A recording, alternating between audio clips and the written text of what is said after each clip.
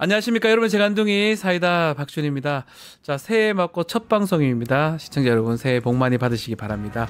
명절 연휴 동안 사건 사고도 많았고요, 또 설 밥상머리 민심 얘기도 많았습니다. 여론조사도 있었고요. 특히 윤석열 씨 구치소 생활 지금 어떻게 되고 있는지 궁금한 점 많죠. 자, 오늘도 시원하고 재미있는 소식들로 여러분 출근 안 하는 분도 계시겠지만 함께 하도록 하겠습니다. 자, 생방송 중 댓글 참여 많이 부탁드리고 박지훈의 뉴스 인사이다 지금 바로 시작하겠습니다.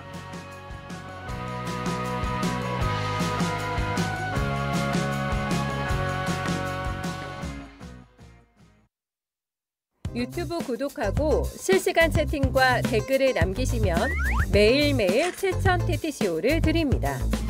참여 방법은 통통물 어플을 다운로드하고 회원가입과 로그인을 해주세요. 마이페이지에서 나의 회원 고유번호를 복사해주세요. 유튜브 구독 후 실시간 채팅이나 댓글창에 고유번호를 한 번만 입력하면 준비 끝! 지금 유튜브 채팅과 댓글 쓰기 참여하고 7,000TTCO 받아가세요. 장윤선의 최강시사, 장윤선 기자와 함께하겠습니다. 안녕하십니까? 네, 안녕하십니까. 새해 복 많이 받으십시오. 새해 복 많이 받으십시오. 네. 아니 근데 설 연휴 동안 우리 네. 장 기자님 방송은 네. 계속 제가 아침에 계속 봤습니다. 네, 저희가 대형마트 쉴 때 골목상권 활성화를 위해서 편의점 문 열고 여러분들 애청자 여러분들 기다리고 있었습니다. 지금 우리 뉴스토마토 박지훈의 그 뉴스인사이다 쉴 때 저희는 골목상권 일해야 됩니다. 골목상권이 절대 아닌 것 같은데 제가 봤을 때는. 자, 연휴가 엿새 동안 길었는데 네. 오늘까지 쉬시는 분도 있긴 합니다. 네, 그런 것 같아요. 예. 도로가 아주 한산하더라고요. 아주 한산하고 눈도 조금 오긴 한 서울에는. 예. 자, 긴 연휴 기간인데 대통령 탄핵 심판, 조기 대선 가능성, 정치권에 대한 뭐 관심 매우 높았습니다. 네. 이 밥상머리 민심 얘기를 제가 네. 좀 했는데 어떻습니까 지금? 장 기자가 느끼시기에. 예, 제가 보기에 특히 저희 식구들은 명절 때 만났더니 죄송합니다. 어떤 얘기를 제일 많이 하냐면 좀 안심하고 싶다. 너무 불안하다. 맞네요. 예, 너무 불안하다. 야, 이거 이러다가 또 어떻게 되는 거 아니야? 설마 석방시키는 건 아니겠지? 네. 설마 또 2차 계엄하는 건 아니겠지? 아유, 그런 건 없어요. 불가능해요. 아니에요라고 해도 네가 뭘 알아. 분위기는 언제든지 바뀔 수 있다. 그러니까 네. 제가 보기에는 전 국민적으로 계엄 트라우마가 생긴 것 같고요. 불안증, 계엄 불안증, 네. 그다음에 그 내란 트라우마. 그러니까 제가 보기엔 전 국민이 심리치료 받아야 된다. 이런 생각이 들 정도로 많은 불안감이 있고, 여전히 이제 물가 문제, 민생 문제, 그렇죠. 야, 살기가 너무 어렵다. 뭐 우리 동네에 무슨 식당 되게 잘 되는 식당이 있었는데 가보니까 문 닫았어. 이런 말씀들 하시는 분들이 너무 많았어요. 뉴스토마토가 일면에 잡은 게 네. 설 민심은 윤석열 민생고 맞아요. 두 개 잡았더라고요. 국민의힘은 이재명 얘기를 하고 싶었던 것 같은데 네. 이재명 얘기는 사실은 별로 윤석열, 이재명 그렇습니다. 같이 가기 때문에 네. 그건 또 아닌 것 같은데. 그러니까 그걸 느꼈어요. 정치권 네. 특히 이제 여당에서 끊임없이 이재명 개인에 대해서 악마화하고 문제를 삼고 뭐 이따가 헌법재판소 얘기도 하겠지만 그러니까요. 끊임없이 개인을 타깃으로 해서 공격을 하고 있는데 그게 먹히는 구도는 아닌 것 같습니다. 전반적으로 사는 게 너무 힘들고요. 경제 민생 문제가 심각하니까 그 문제에 대해서 누가 해법을 가지고 있냐. 네. 그거 잘할 사람 다음 대선에서 뽑겠다. 그렇죠. 예, 이런 생각들이 강한 것 같았어요. 명절 때마다 연휴 기간이지만 여론조사는 계속 합니다. 네. 여론조사가 뭐 우리가 다 얘기할 필요는 없지만 네.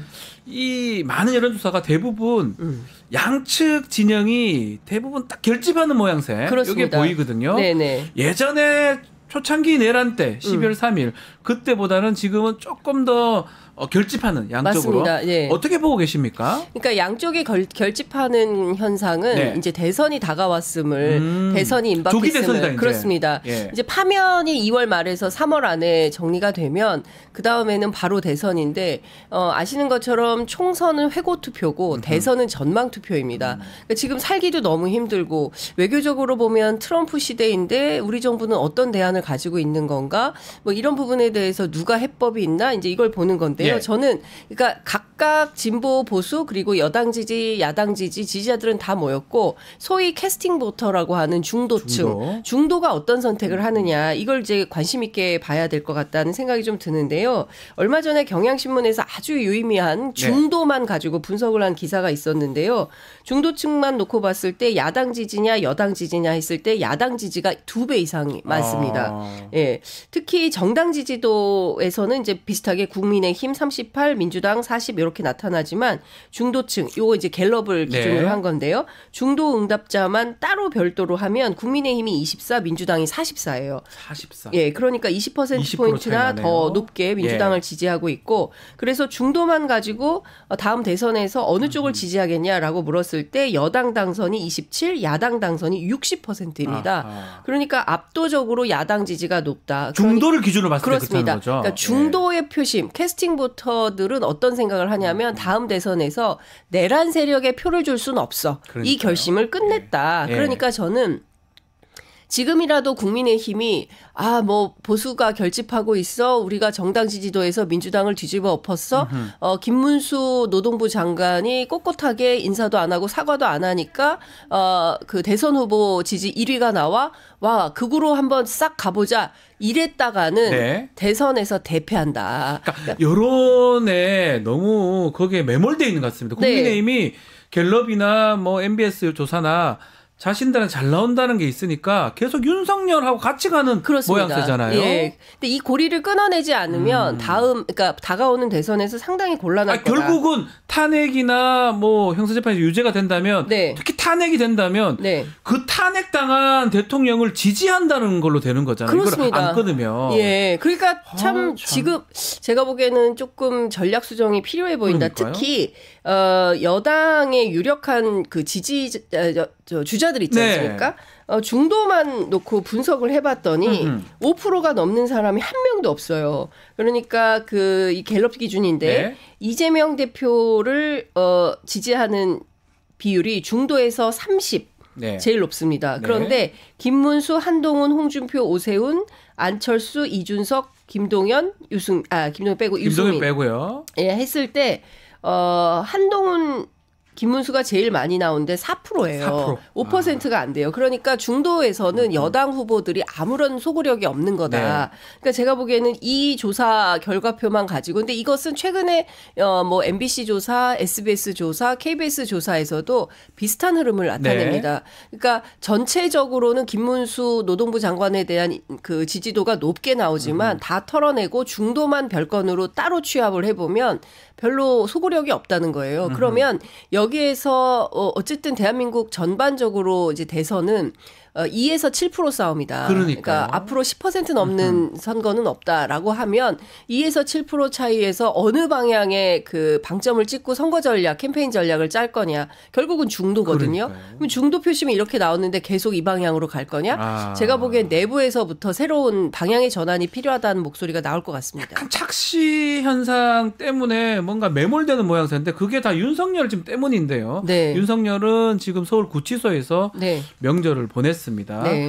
아마 탄핵, 형사재판 두 개 다 같이 할 것 같은데 형사재판 시작하기 전에 보석 청구도 할 것 같다는 생각 듭니다. 일단 윤석열의 전략, 윤석열의 어떤 방향 어떻게 보고 계십니까? 제가 보기에는 일단 감옥은 싫다. 싫죠. 나 좀 꺼내줘. 좋다는 사람 없지요. 나 좀 꺼내줘. 이게 굉장히 큰 것 같고요. 저는 어제 경찰발로 굉장히 많은 단독 보도들이 쏟아졌는데 이제 그 가운데 이상민 행안부 장관, 한덕수 총리 전부 손절각입니다. 그리고 이 계엄 선포와 관련해서 뭐 한덕수 총리 그다음에 이상민 장관 박성재 법무부 장관이 모였을 때 이거 비서실장도 몰라 우리 수석도 몰라 그리고 우리 와이프도 몰라 와이프가 알면 화낼 것 같아. 그게 보도 나왔어요. 제가 깜짝 놀랐는데 그러니까 이분의 심리 상태가 어떤지를 정확하게 보여주는 거다. 그러니까 아이가 뭘 사고를 쳤는데 사고 치기 직전에 이거 알려지면 우리 엄마한테 혼나 이런 얘기를 하는 것과 같은 이미지와 인상을 준다. 그러니까 계엄 을 선포할 때 상황을 좀 저희가 복기를 해보면 당시에 명태균 게이트로 사실상 윤석열 대통령의 어떤 그 선거 선거법 위반 그리고 선거법, 특히요. 뭐. 예, 여론조사 그렇죠. 뉴스토마토에서 센 단독을 했지 않았습니까? 이제 그 명태균 게이트에 대한 불안과 이거 걸리면 부부 내외가 전부 다 감옥 갈 가능성이 높은데 이것을 벗어나기 위해서라도 비상계엄이 필요하다. 비상대권이 필요하다. 이렇게 하면 좋겠다라는 판단 속에서 사고를 일단 친 거 아닌가라는 생각이 좀 드는 겁니다. 준비는 했을 것 같아요. 예를 들어서 네. 북한을 자극하는 그렇습니다. 거. 근데 당시 12월 3일 날이 뭐 기억하시겠지만 명태균 기소되던 날이에요. 그러니까요. 딱 하필 그날쯤, 그날이에요. 그날 그 무렵에 예. 아마 창원지검에서 지금 뭐 산단 문제라든지 이런 맞아요. 보고가 됐을 예. 가능성이 높고요. 그럴 테니까 준비를 하다가 아이 모르겠다 막 이거 하자 이랬을 것 같다는 게 우리 장 기자님 말씀이네요. 네, 에라 모르겠다라고 할 수도 있었는데 예. 물론 이제 그 전에 치밀하게 짰습니다. 준비를 했는데 시점을 이제 잡는 그렇습니다. 거를 그렇습니다. 왜 12월 3일이냐? 하필이면? 뭐 네. 그런 얘기 홍준표 시장이 그런 얘기도 하던데 계엄을 왜 화요일에 하느냐? 기왕에 할 것 같으면 주말에 하지. 의원들 없을 때 보셨나요? 네, 그 MBC MBC에서 질문들. 토론하는 건데. 네. 예. 근데 그런 주장도 하지만 그 전부터 김용현 장관을 중심으로 해서 네. 본질은 내란의 본질은 외환으로 그렇죠. 보이지 않습니까? 예. 북한과 관련된 시작은 수많은 그걸로 하려고 하고 그렇습니다. 싶었던 것 같은데 예. 안 됐던 것 같아요. 맞습니다. 그러니까 지금 형사재판이든 헌법재판소의 탄핵 심판이든 둘 다 피하고 싶은 네. 건데 지금으로서는 사실이나 법리나 피할 길이 없지 않습니까? 그렇죠. 그리고 소위 이제 본인과 함께 어떤 이 계엄에 동참했던 수하들이 전부 김용현을 제외한 나머지는 다 딴소리를 하고 있을 가능성과 개연성이 높다. 특히 내일 있을 헌법재판소의 홍장원 국정원 1차장 나와서 아마 제가 보기에는 세게 진실 공방을 할 걸로 12월 보여요. 5일이죠. 예. 화요일 날. 예. 네. 그런 걸 보면 제가 보기에는 더욱더 외로워질 것이다. 외로워질 예. 거 보석을 힘들어질 것이다. 하기는 할 것 같은데 뭐 받아들여지진 않겠죠. 제가 변호사님께 여쭤보고 싶어요. 받아들일 가능성 저는 제 이름을 걸고 네. 제 성을 걸겠습니다. 네. 만약에 받아들여지면 네. 윤지훈으로 바꾸겠습니다. 오. 안 받아들여집니다. 아. 사정 변경들이 있어야 돼요. 네. 예컨대 재산 범죄에서 뭐 사기죄를 저질렀는데 다 갚는다든지 아니면 건강 상태가 극도로 악화돼서 더 이상 수영 생활을 못 한다든지 그런 상황이 보이지 않기 때문에 아마 쉽지 않을 것이다. 그 항막변성. 네. 그거는 큰 병이 아닙니다. 아, 근데 뭐 그렇습니까? 그 왜 거기 갔는지는 저는 잘 네. 모르겠지만 네. 그것 때문에 구속이 뭐 취소되거나 아. 보석이 되거나 이럴 가능성은 석방 가능성은 저는 없습니다. 아, 네. 감사합니다. 네, 전 본 적이 없어요. 그리고 석방되면 안 됩니다. 아, 이 그렇죠. 상황에서. 예. 그 정도는 재판부도 알고 있습니다. 석방되면 정말 내전적 상황으로 내전이 갑니다. 됩니다. 큰일 예, 납니다. 큰일 납니다. 그 판사들이 다 개개인이 판단하지만 판사들이 그 마지노라는 게 있거든요. 헌법재판관들도 보면 분명히 보수적이고 윤석열한테 편을 들 것 같이 보이지만 그런 재판관들도 그렇게 행동하지 않습니다. 마지노를 지킵니다. 네. 그 사람들은 법과 양심에 따라서 그나마 그 판단을 하는 거거든요. 네. 절대 그럴 일 없을 것 같고요. 근데 가장 좀 납득하기 어려운 게 지금 계속 얘기하지만 네. 국민의힘이에요. 국민의힘은 지금 계속 탄핵 재판 이것도 문제가 있다. 권성동 원내대표가 이게 불공정하다. 문형배, 이미선, 뭐 주진우 의원도 그런 얘기를 하는 네. 것 같고 몰라 뭐 변호사들이 그런 얘기 하는 거는 뭐 그럴 수 있다고 칩시다. 네. 변호인들이니까. 예. 근데 공당의 대표라든지 의원들이 계속적으로 헌법재판관들을 건드려요. 어떻게 네. 봐야 됩니까? 그러니까 탄핵 심판에서 파면 결정이 나와도 예. 우리는 인정하지 않을 거야. 일종의 불복 프레임을 위한 그러니까요. 빌드업이다. 이제 이렇게 봐야 될 것 같습니다. 그러니까 그 어떤 결정, 그러니까 누가 보더라도 앞서 이제 변호사님 잘 정리해 네. 주신 대로 이건 진보 보수의 문제가 아니고 그분의 성향이 우리법 연구회 출신이든 그 밖에 다른 보수적인 단체 출신이든 상관없이 이건 법리에 따라서 사실에 따라서 판단하는 거지 않습니까? 네. 당시에 그래서 비상계엄을 선포할 만한 환경과 그것만 보면 돼요. 조건이었냐. 그것만 보면 전시 돼요. 또는 준전시 상황이었냐. 네. 그러냐 아니냐. 요게 딱 그게 1번이고요. 2번이 절차 지켰냐 내용 맞냐인데 네. 다 알잖아요. 지금 그렇습니다. 사실은 심리도 필요가 없습니다. 누가 사실상 판단하거나 똑같아요. 결론은. 전 세계인이 생방송으로 다 다 봤어요. 봤잖아요. 계엄군이 유리창 깨고 네. 국회 안으로 더 뭐가 진입해가지고 필요합니까? 다 봤잖아요. 선관위 들어가는 거, 국회의장 공간에 네. 진입하는 거 다 받지 않습니까? 그렇기 때문에 이거는 빼박이다. 그럼에도 불구하고 권성동 원내대표가 개인적인 무슨 뭐 정계선 재판관의 남편이 어땠어요?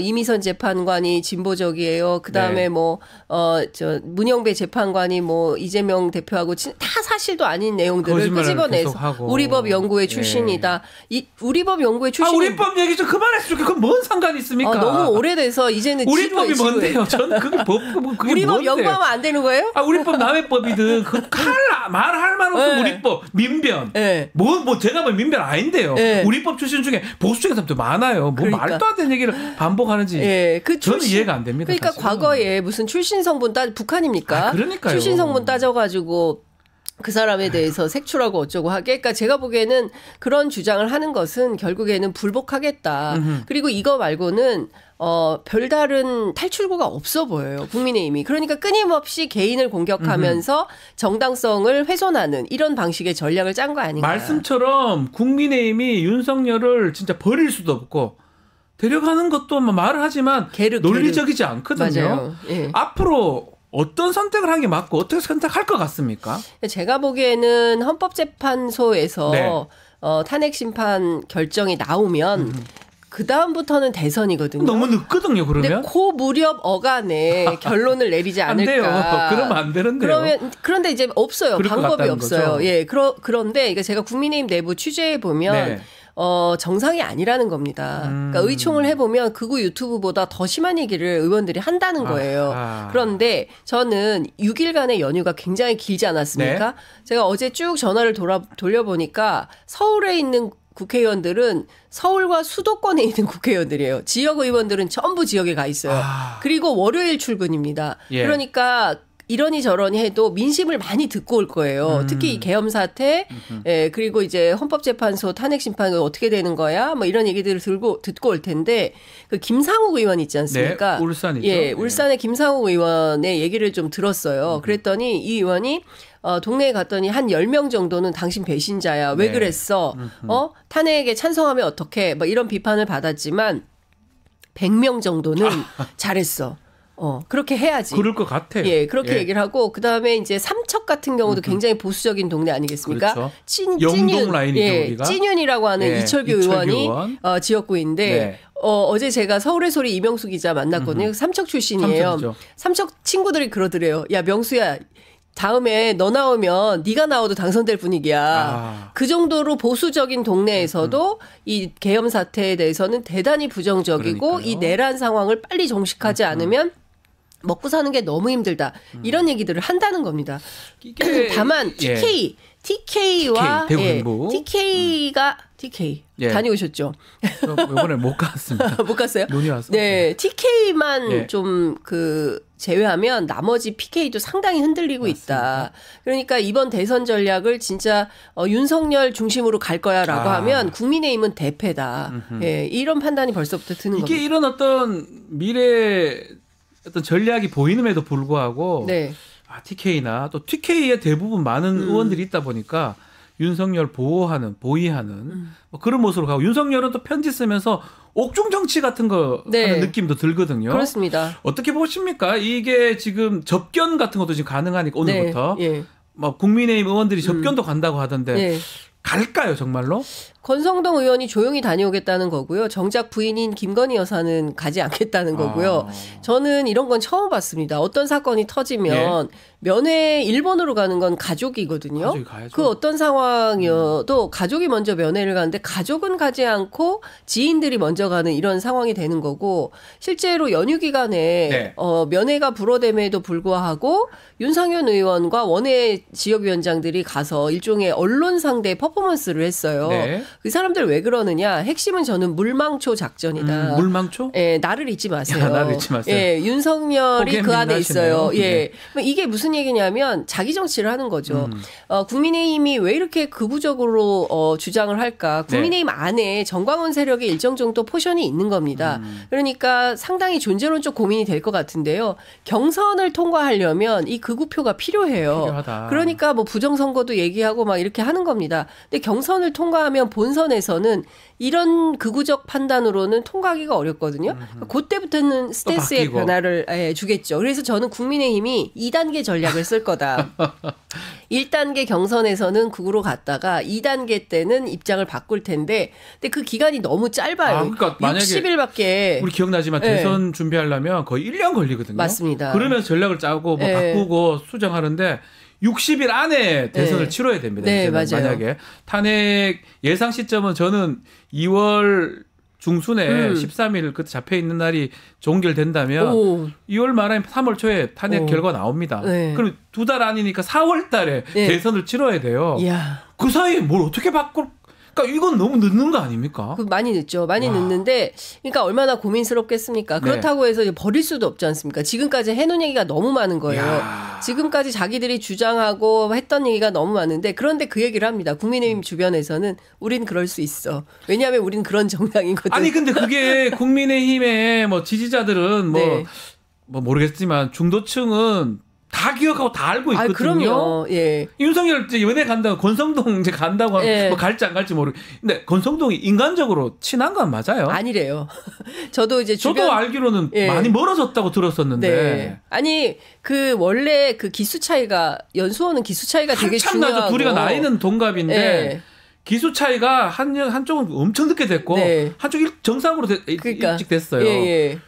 기수로 보질 않습니다. 친하기로 치면은 네. 그 이재명 대표하고 권성동 대표가 훨씬 더 친하다. 거의 같은 시점이 됐어요. 같은 반이었대요. 네, 중앙대 그 맞아요. 동기군요. 예, 네, 네. 같이 그 사시 1년 준비하는 선배인가 그랬을 거예요. 네, 아마. 사시 준비하는 네. 팀에 같이 같은 반에서 고시반을 어. 같이 했었다. 이거는 정말 먹고 자고 모든 걸 같이 하는 사이이기 때문에 네. 고시 준비해서 아시지 않았습니까? 네. 예, 그렇기 때문에 훨씬 친하다. 그리고 어렸을 때 친했다라고 하는데 사실 뭐 꼭 그런 것 같지도 않다. 서로 반말하지 않는다는 거예요.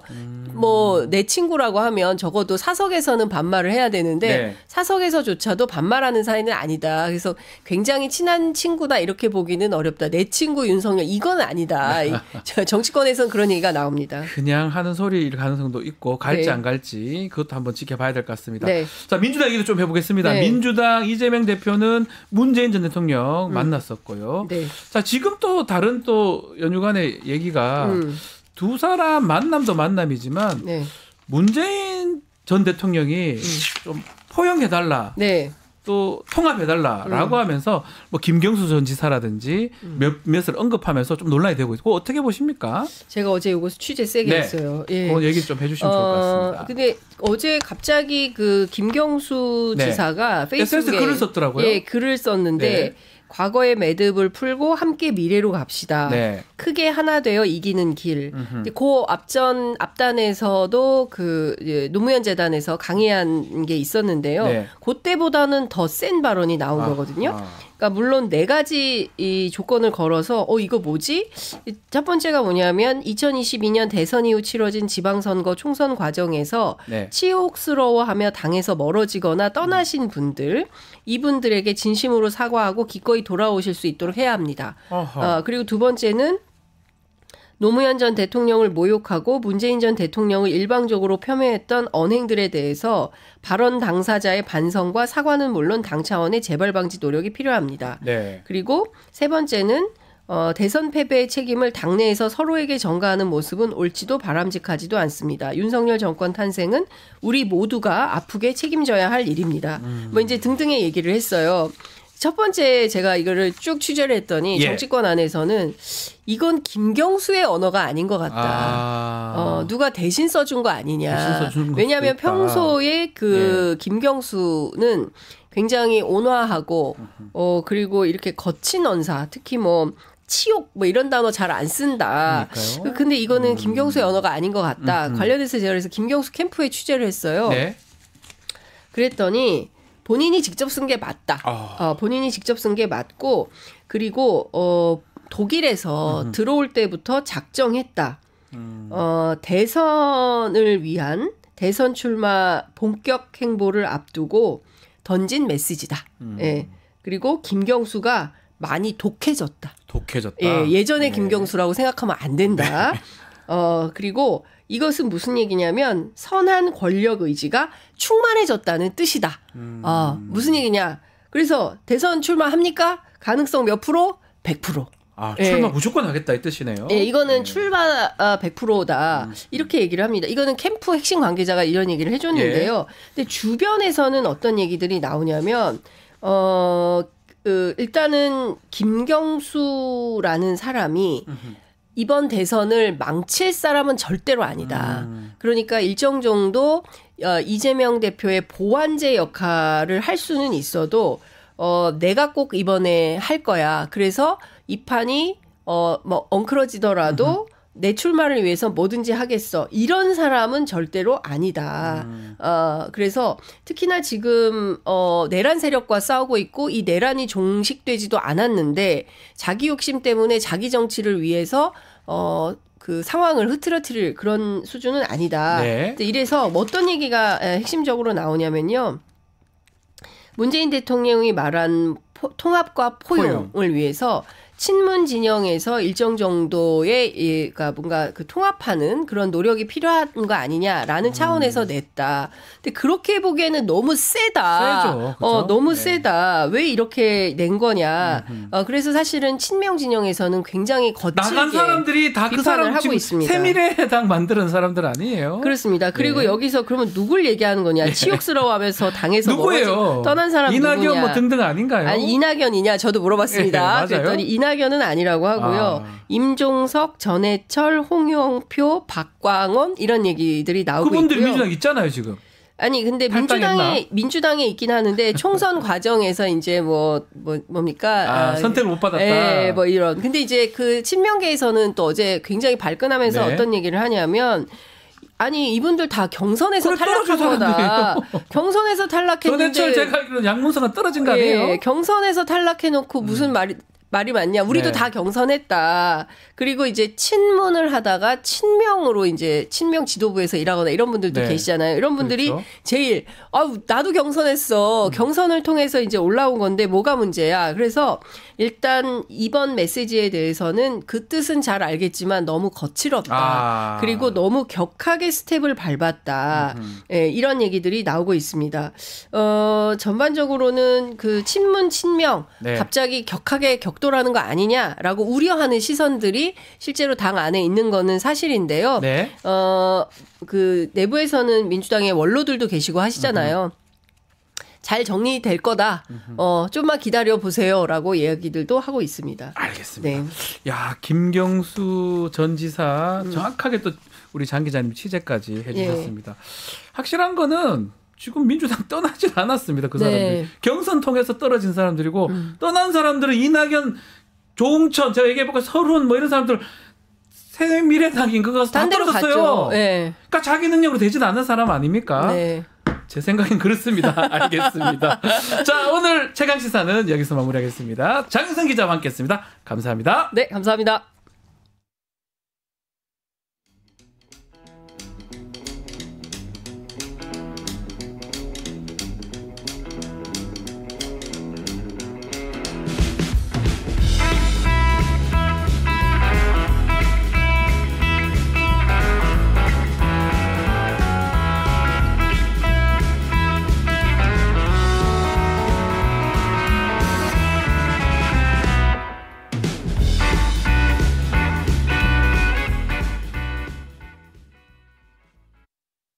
유튜브 구독하고 실시간 채팅과 댓글을 남기시면 매일매일 7,000TTCO를 드립니다.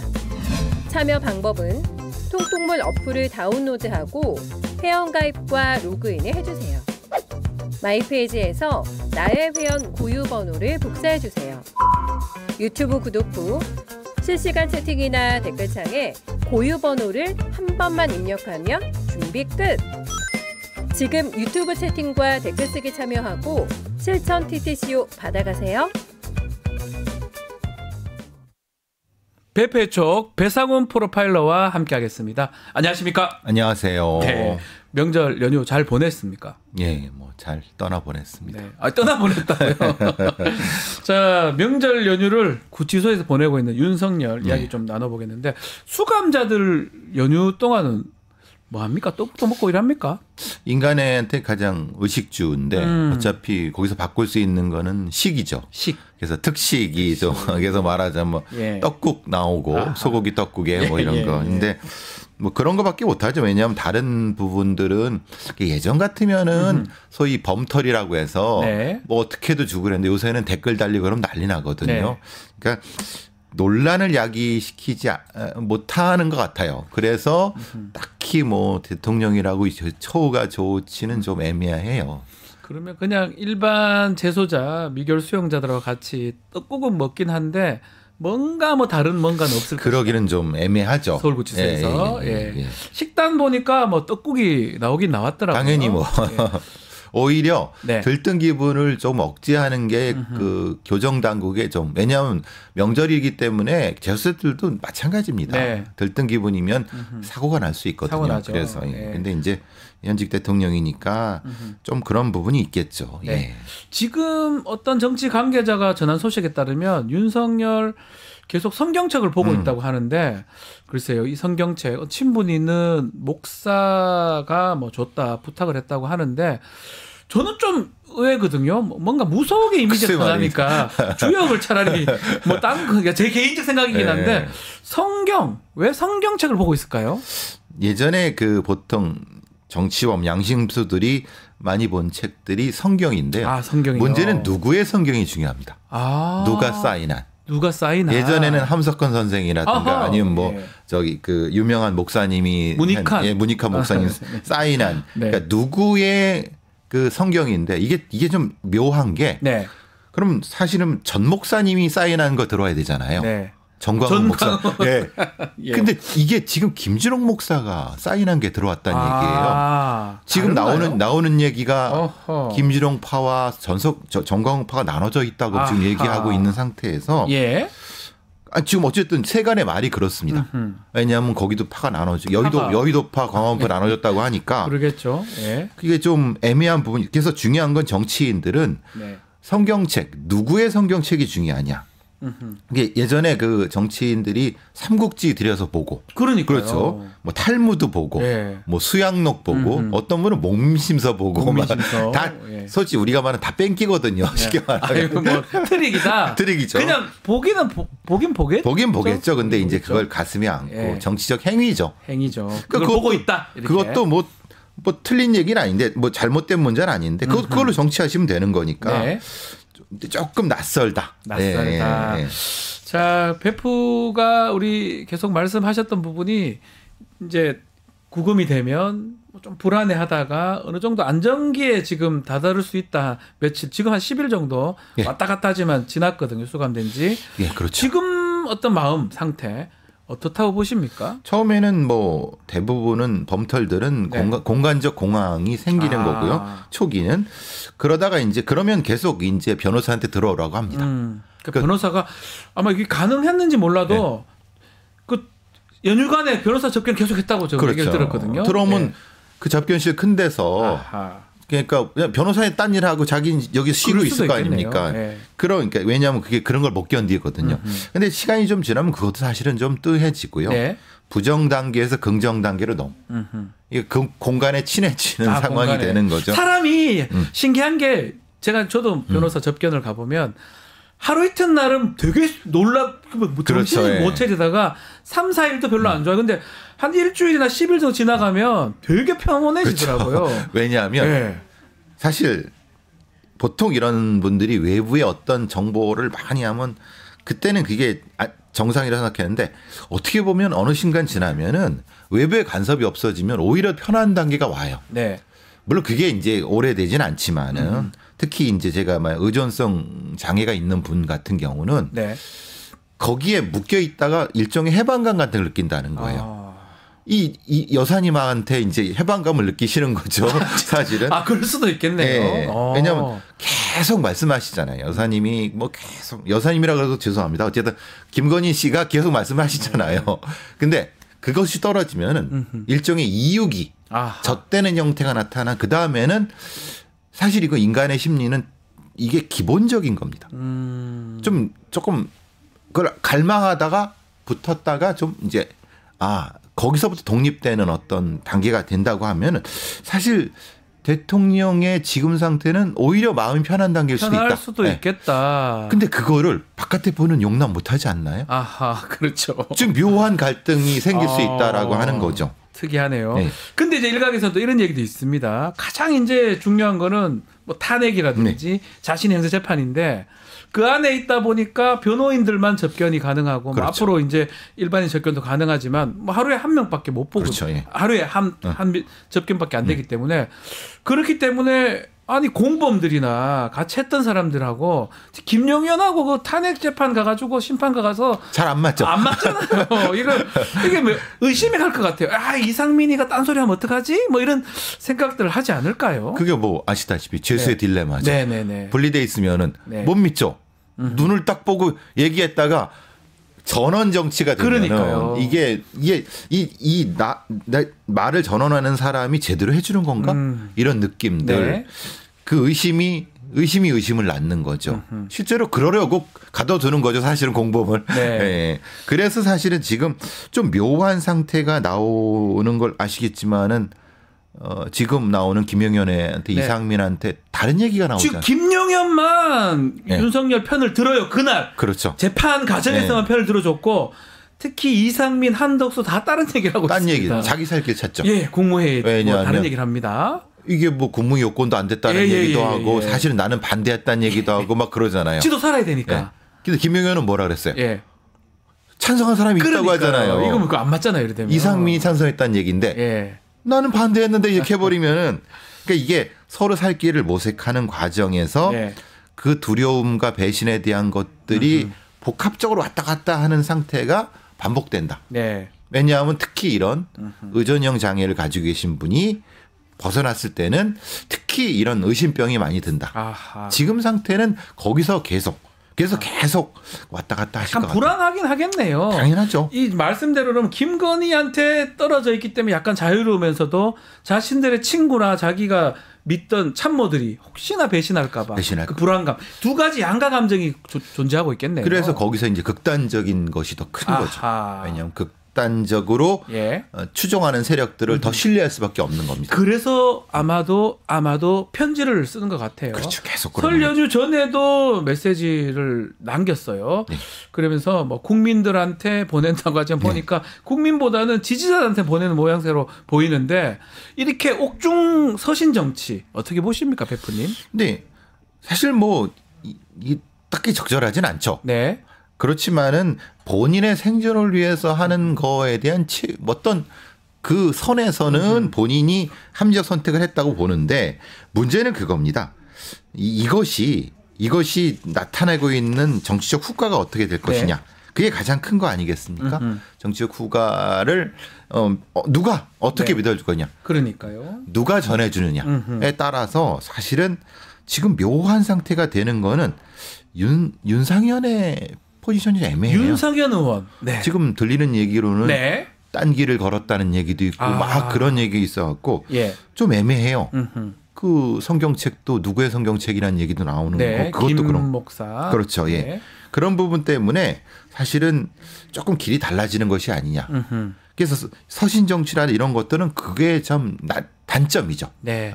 이게 정치인들 입장에서는 대중에게 잊혀지는 게 두렵기도 하고 지금 말한 것처럼 상황이 아주 두 가지 감정이 계속 겹치다 보니까 나를 지지한 사람들한테 막 서신을 보내고 하는 건데 뭔가 계속 인식시키려고 하는 거죠.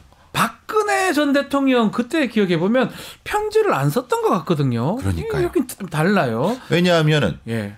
박근혜 전 대통령은 확실한 박사모라고 하는 맞네요. 추종자가 있었죠. 맞네요. 이명박 어땠습니까? 이명박은 별로 없었던 것 그렇죠. 같아요. 그러니까 그리고 성격이 다르죠. 다르네요. 왜냐하면은 네. 이명박은 부패 범죄고 네. 박근혜는 사실은 사람을 잘못 둬서 이런 부분이기 때문에 농단이었죠. 국정농단. 그렇죠. 그러니까 박사모 같은 사람들은 추정이 더 올라갈 수 있는 거고 굳이 서신 정치를 안 해도 되는 건데. 거고. 근데 지금 윤석열은 어떨까요?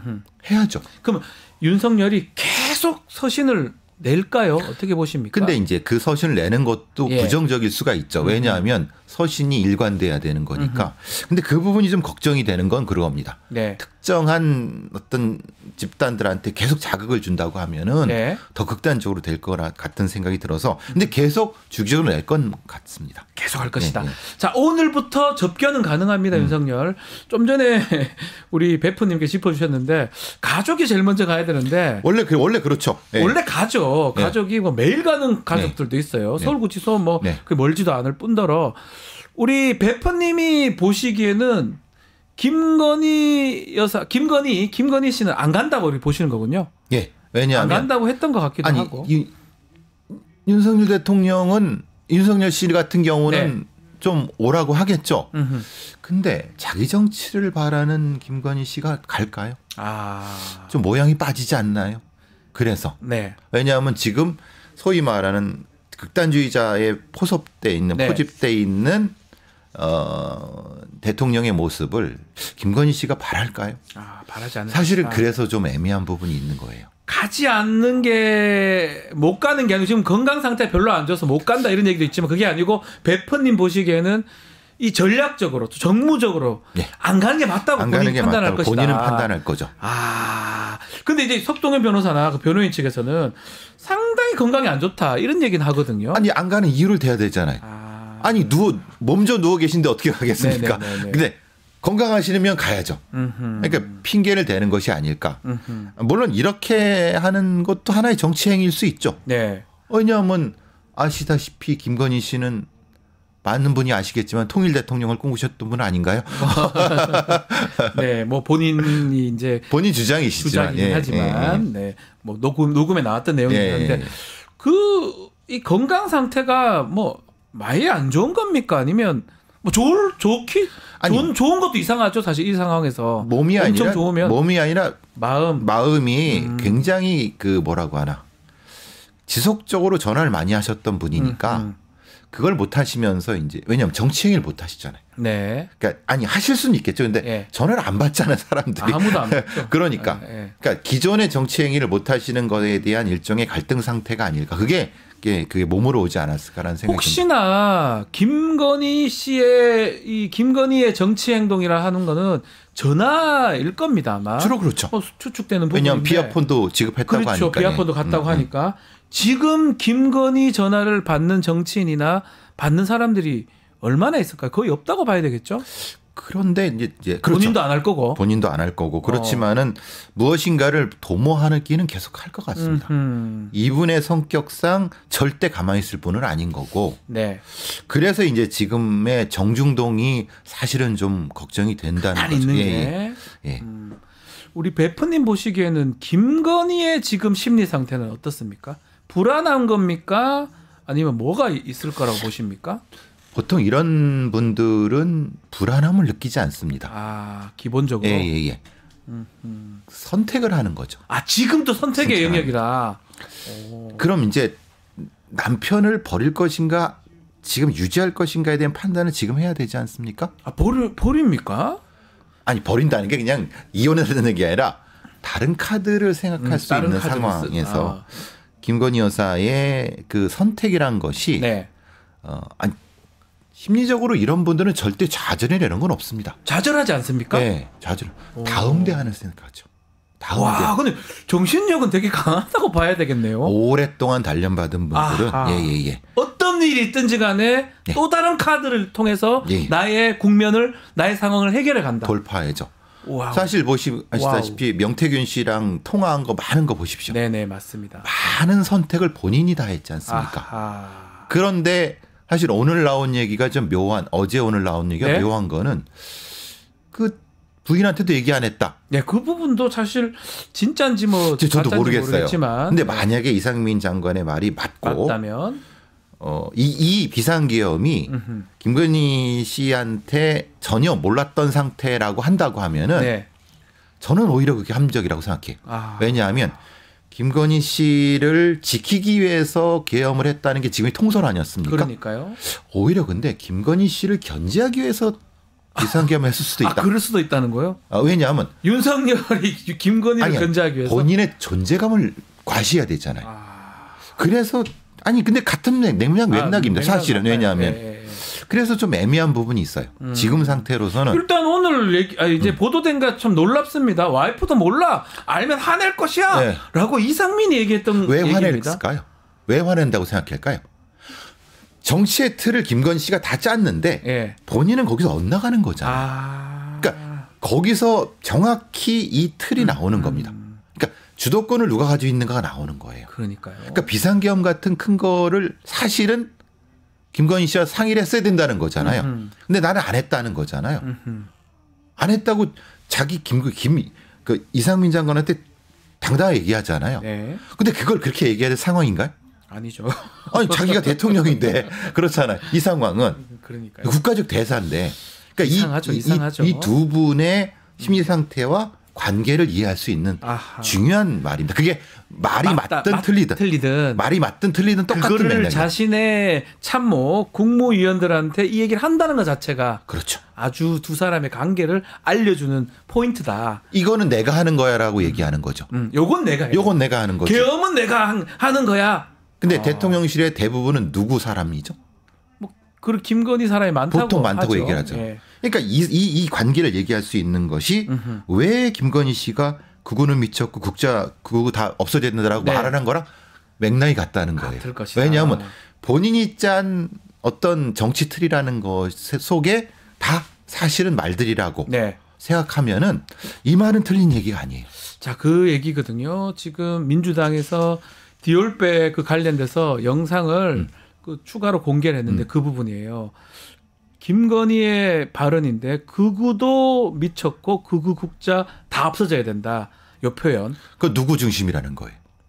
모르겠습니다. 본인이 본인은 정상이다 이 말인가? 아니 본인이 다 가져야 된다는 의미 아닌가요? 그러니까 나를 중심으로 예. 오른쪽에 있는 애는 다 극우고 네. 왼쪽 극자라는 소리잖아요. 그러니까 내가 중심이라는 거죠 정치에. 예. 이 말은 사실은 이거 듣고 야 평소에 이분이 이런 생각을 하시는구나. 사실은 그런 목사님한테 예. 이런 얘기를 할 정도면은 주변 자기 참모들한테 얼마나 이런 얘기를 많이 했겠습니까? 그러니까요. 목사님한테 하는 그 대화들도 보면 뭔가 윗사람이 아니면 정치 경험이 엄청 많은 사람이 아랫사람한테 훈수 두는 것처럼 들리기도 하더라고요. 그렇죠, 얘기를 하잖아요. 어떻게 들으셨습니까? 그러니까 이것은 확실히 이 양반은 자기가 주도권을 잡고 있다고 하는 이 주도권 의식이 강한 분이구나라는 얘기를 하는 거죠. 네. 그러니까 그런 얘기도 나오는 거고 이게 평소의 얘기잖아요. 네. 그러니까 정말 평소에 이거는 아주 자연스럽게 녹음된 거예요. 평소에 대화할 때. 그 기자하고도 얘기할 때도 그런 얘기 나오는 거고 그런 얘기가 참모들한테도 계속 얘기를 했다고 하면 그 참모들이 이 관계를 어떻게 이해했을까가 나오는 겁니다. 야, 김건희라는 사람도 사실 참 범죄학적으로 연구가 꼭 필요한 사람 같기도 해요. 또 제가 아까 우리 베프님 말씀 주신 것 중에 좌절하지 않을 것이다. 어떤 상황에서도 그걸 극복하기 위해서 선택을 하고 선택을 할 것이다. 요게 지금 와닿거든요. 보통 이제 이건 이분들이 사기꾼이라는 소리는 아닙니다. 네. 근데 보통의 이 사기꾼 아주 치밀한 사기꾼들은 절대 좌절하지 않습니다. 좌절이라는 게 의미가 없죠. 항상 모색하는 거기 때문에 그래서 사실은 걱정이란 건 그런 거죠. 우리가 보통 웬만한 큰 정치인들은 뭐가 잘못됐으면은 사과하고 반성하고 다른 길로 가는데 그게 맞죠. 그게 맞는 거죠. 박근혜 우리 기억나겠지만 사과를 하고 말을 안 했습니다. 그 후로는 그렇죠. 재판 과정에서 참석은 안 했지만 그렇죠. 크게는 사과를 하고 했었어요. 그렇죠. 박근혜는 오래한 정치인이었지 않습니까? 그렇죠. 그런데 그 정치 경험이 나오죠. 어쨌든. 예. 근데 그러니까 지금 왜 윤석열 대통령이 사과도 안 하고 계속 이런 방식으로 사실 질질 끄는 이유가 딱 나오는 거죠. 이러면 이것도 김건희가 뭔가 의도할 수도 있다 이렇게 봐야 됩니까? 판을 누가 짜느냐.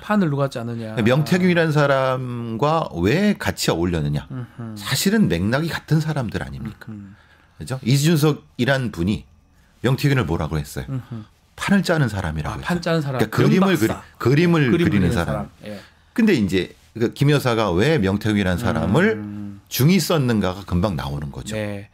이 사기꾼들 얘기를 좀 하셨는데 뭐 김건희가 사기꾼이다 이렇게 말하기는 어렵지만 저도 이제 그 변론을 하면서 보면 사기꾼들이 좌절하진 않습니다. 그렇죠. 확실한 거는 뭐냐면 네. 어떤 상황에서든 네. 저는 이런 얘기 듣고 구치소에서 저를 사기를 치더라고요. 또 변호인 수임료까지 사기를 치는. 그렇죠. 예, 대단한 사람들이다. 어떻죠? 툭 치면 입에서 거짓말. 입만 떼면 거짓말입니다. 그렇죠. 예. 기계적으로 거짓말이 나오고 그리고 그거에 대해서 죄책감을 느끼거나 하진 않습니다. 그래서 순간적으로는 미안하지만 궁극적으로는 전혀 미안하지 않아요. 그래서 우리는 그런 사람들을 소시오패스라고 하죠. 아하. 왜냐하면 사람을 이용하는 사람들이라고 하니까 그러니까 뭐랄까 뱀의 거죽을 쓴 네. 뭐 이런 뭐 사기 뭐 어떤 예. 이런 얘기도 하지만은 이게 정치 얘기를 제가 해야 되는 게 좀 슬픕니다. 네. 전 범죄 얘기를 해야 되는데 그러니까요. 이게 섞여 있다는 것이 어쨌든 근데 좀 많은 부분이 정상화가 됐으면 좋겠다는 생각이 듭니다. 알겠습니다. 우리 베프님의 분석은 이 범죄학적으로 범죄 심리학적으로 그럴 수 있다라는 거지 뭐 무조건 그렇다는 건 아니에요. 그렇죠. 예. 그래서 그 부분은 좀 알아서 들으시면 너무 좋을 것 같습니다. 자, 오늘 베프의 촉은 여기서 마무리하겠습니다. 배상훈 프로파일러와 함께했습니다. 감사합니다. 감사합니다.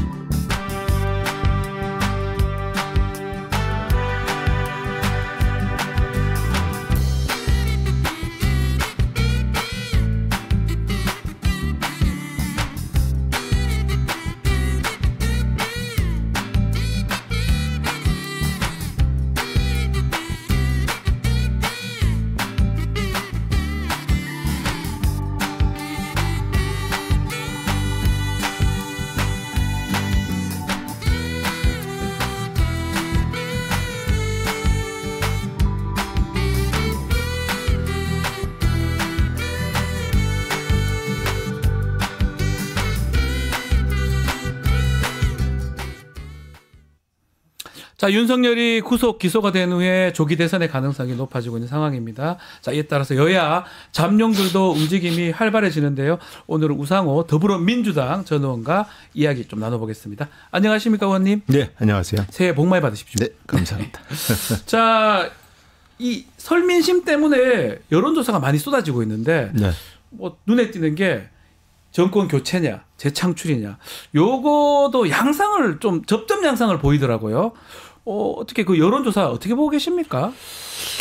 그 최근에 쏟아지고 있는 여론조사에서 드러나고 있는 핵심적인 이제 이 특징은 보수 진영의 유권자들이 결집돼 있다. 아하. 이제 이렇게 봐야 되겠죠. 그러니까 이거를 지금 이제 우리 당의 일부 인사들은 과표집이다 이런 표현으로 돌려서 얘기하는데 네. 과표집을 다시 얘기하면 결집이에요. 그러니까 여론조사를 조작하지 않았다면 네. 좀 보수의 의견이 더 많이 반영되어서 지지율이 역전되거나 비등하게 나오는 현상. 네.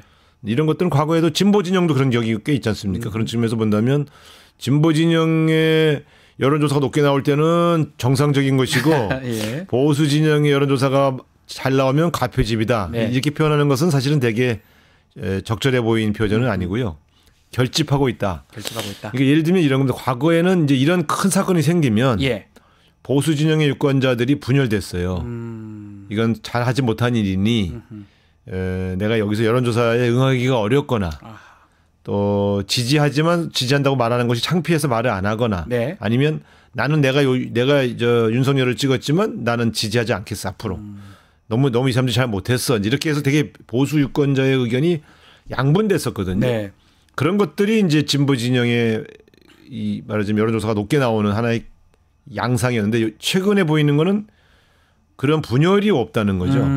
그래서 이 분열이 없는 요인이 뭐냐 네. 이런 걸 분석해야지 과표집이다 그러고 탁 튕겨나가면 안 된다 이렇게 보죠. 왜냐하면 이렇게 결집되면 대선에서 예. 또 된다 보수가 그러면 예를 들어 이 탄핵이라든가 혹은 여러 가지 충격적인 사법 처리가 진행됨에도 불구하고 네. 결집되어서 대선의 결과가 나오면 민주당이 불리할 거 아닙니까? 네. 그래서 이번에 요즘 나오는 여론조사를 우리가 유심히 봐야 되는 이유는 대선에 대한 예측 조사이기 때문에 우리가 유심히 보는 거 아니겠어요? 그런 측면에서는 네. 그렇게 가볍게 퉁치면 안 되고 이 보수가 결집되고 있는 이 양상들의 원인이 뭐냐 아하. 이걸 분석해서 여기 어떻게 대처할 거냐 이렇게 접근하는 것이 저는 더 필요하다고 보죠. 그 박근혜 때 하고 지금 박근혜 때 당시 민주당 원내대표 네, 하셨죠. 대표를 하시면서 그때랑은 다른 것 같아요. 그때는 여론조사를 뭐 많이 안 한 것 같기도 하지만 5%까지 막 떨어졌고 많이 했어요. 하기도 했습니까?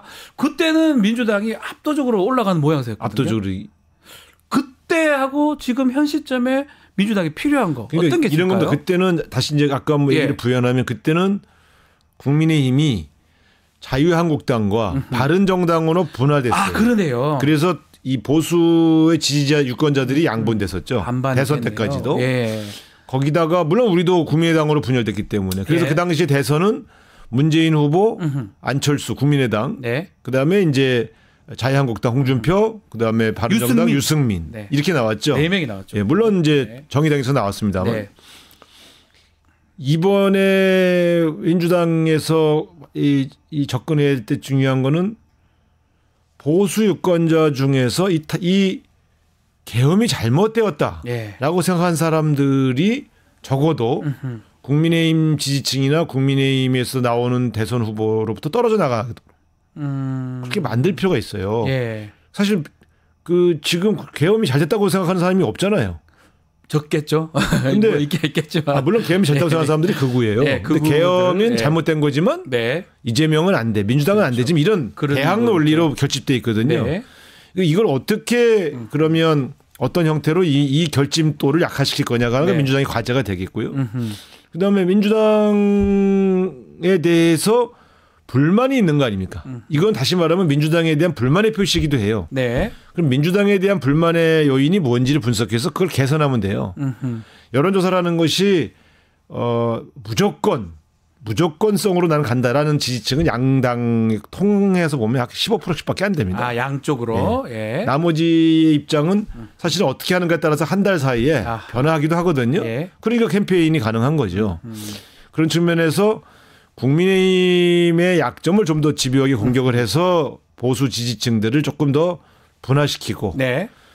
민주당에 대한 부정적 인식을 극복하기 위한 노력을 해야 되는데 민주당에 대한 부정적 인식이 뭐냐면 너무 몰아붙인다. 아하. 너무 일방적으로 한다. 예. 라는 느낌을 갖는 유권자층이 최소한 7, 8%가 있어요. 근데 이분들에 대해서는 우리 그렇지 않습니다. 지금 우리가 저쪽의 탄압 때문에 이렇게 된 것이지 사실은 우리는 조금 더 합리적이고 훨씬 더 대한민국을 통합적으로 끌고 갈 그런 생각이 있습니다. 이제 이런 것들을 자꾸 비춰주고 보여줄 필요가 있어요. 네. 사실은 이 계엄령이라고 하는 어마어마한 일을 당한 민주당 입장에서는 좀 억울한 일이 있어요. 예. 아니 그럼 이런 일을 당하고 가만히 있냔 말이죠. 예. 그러나 국민은 현재 계엄령의 국면에서 벗어났어요. 이제는 네. 구속도 됐고 이제 대선 국면으로 이미 옮긴 거예요. 대선 국면이라 보시는 거군요. 저는 대선 국면으로 유권자들의 관심을 옮겨왔다고 보고요. 네. 근데 아직 민주당의 관심은 이게 탄핵이 제대로 될 건지 또 윤석열 대통령에 대한 사법 처리가 제대로 될 건지를 감시하는 모드로 아직 있어요. 아직까지. 저는 그 이해합니다만 네. 지금 국민의 모두와 민주당의 모두가 좀 달라요. 네. 민주당이 너무 겁을 내지 말고 우리가 괜히 뭐 조기 대선 바란다고 그러는데 그런 게 보이면 안 되지 않나? 네. 대통령 탄핵과 조기 대선은 같은 얘기거든요. 그렇죠. 똑같은 그런 측면에서는 솔직하게 탄핵과 사법 처리 중면에서 그 이슈에서 빠져나와서 네. 대선 국면으로 옮기는 게 맞습니다. 그 지금 민주당의 불안 요인 중에 뭐 일각에서는 이재명 대표 선거법 네. 관련해서 지금 2심이 아주 빨리 진행될 수 있다는 얘기도 있잖아요. 네. 다른 배당도 안 한다고 하니까 이 2심하고 조기 대선 좀 연결성이 있다고 봐야 됩니까? 저는 차라리 2심이 어차피 대선 전에 결과가 나올 거면 예. 빨리 나오는 게 좋다고 차라리 봐요. 빨리 나와서 나와서 예. 한 달, 두 달 지난 다음에 그냥 그런 일이 있었나 싶을 정도로 만드는 것이 더 민주당이 유리하죠. 오히려. 사실 이미 1심 결과가 나왔는데 2심 결과가 나온다고 해서 민주당의 태도나 민주당이 받을 충격이 큰 차이가 있을 리가 없어요. 그게 유죄가 되든 무죄가 되든 그렇게 지금으로서는 예를 들어 3심에서 유죄가 빨리 나와서 이재명 대표가 후보로도 못 나올 정도의 상황이 되는 것이 가장 위험한 거고요. 민주당은. 대법원까지 가서. 근데 그게 그럴 일은 없거든요. 그럴 시간이 안 돼요. 시간이 안 되겠죠. 그렇기 때문에 2심의 결과를 가지고 그것이 민주당 내의 대선 지형에 영향을 미치냐를 얘기하는 것은 큰 의미는 없어요. 다만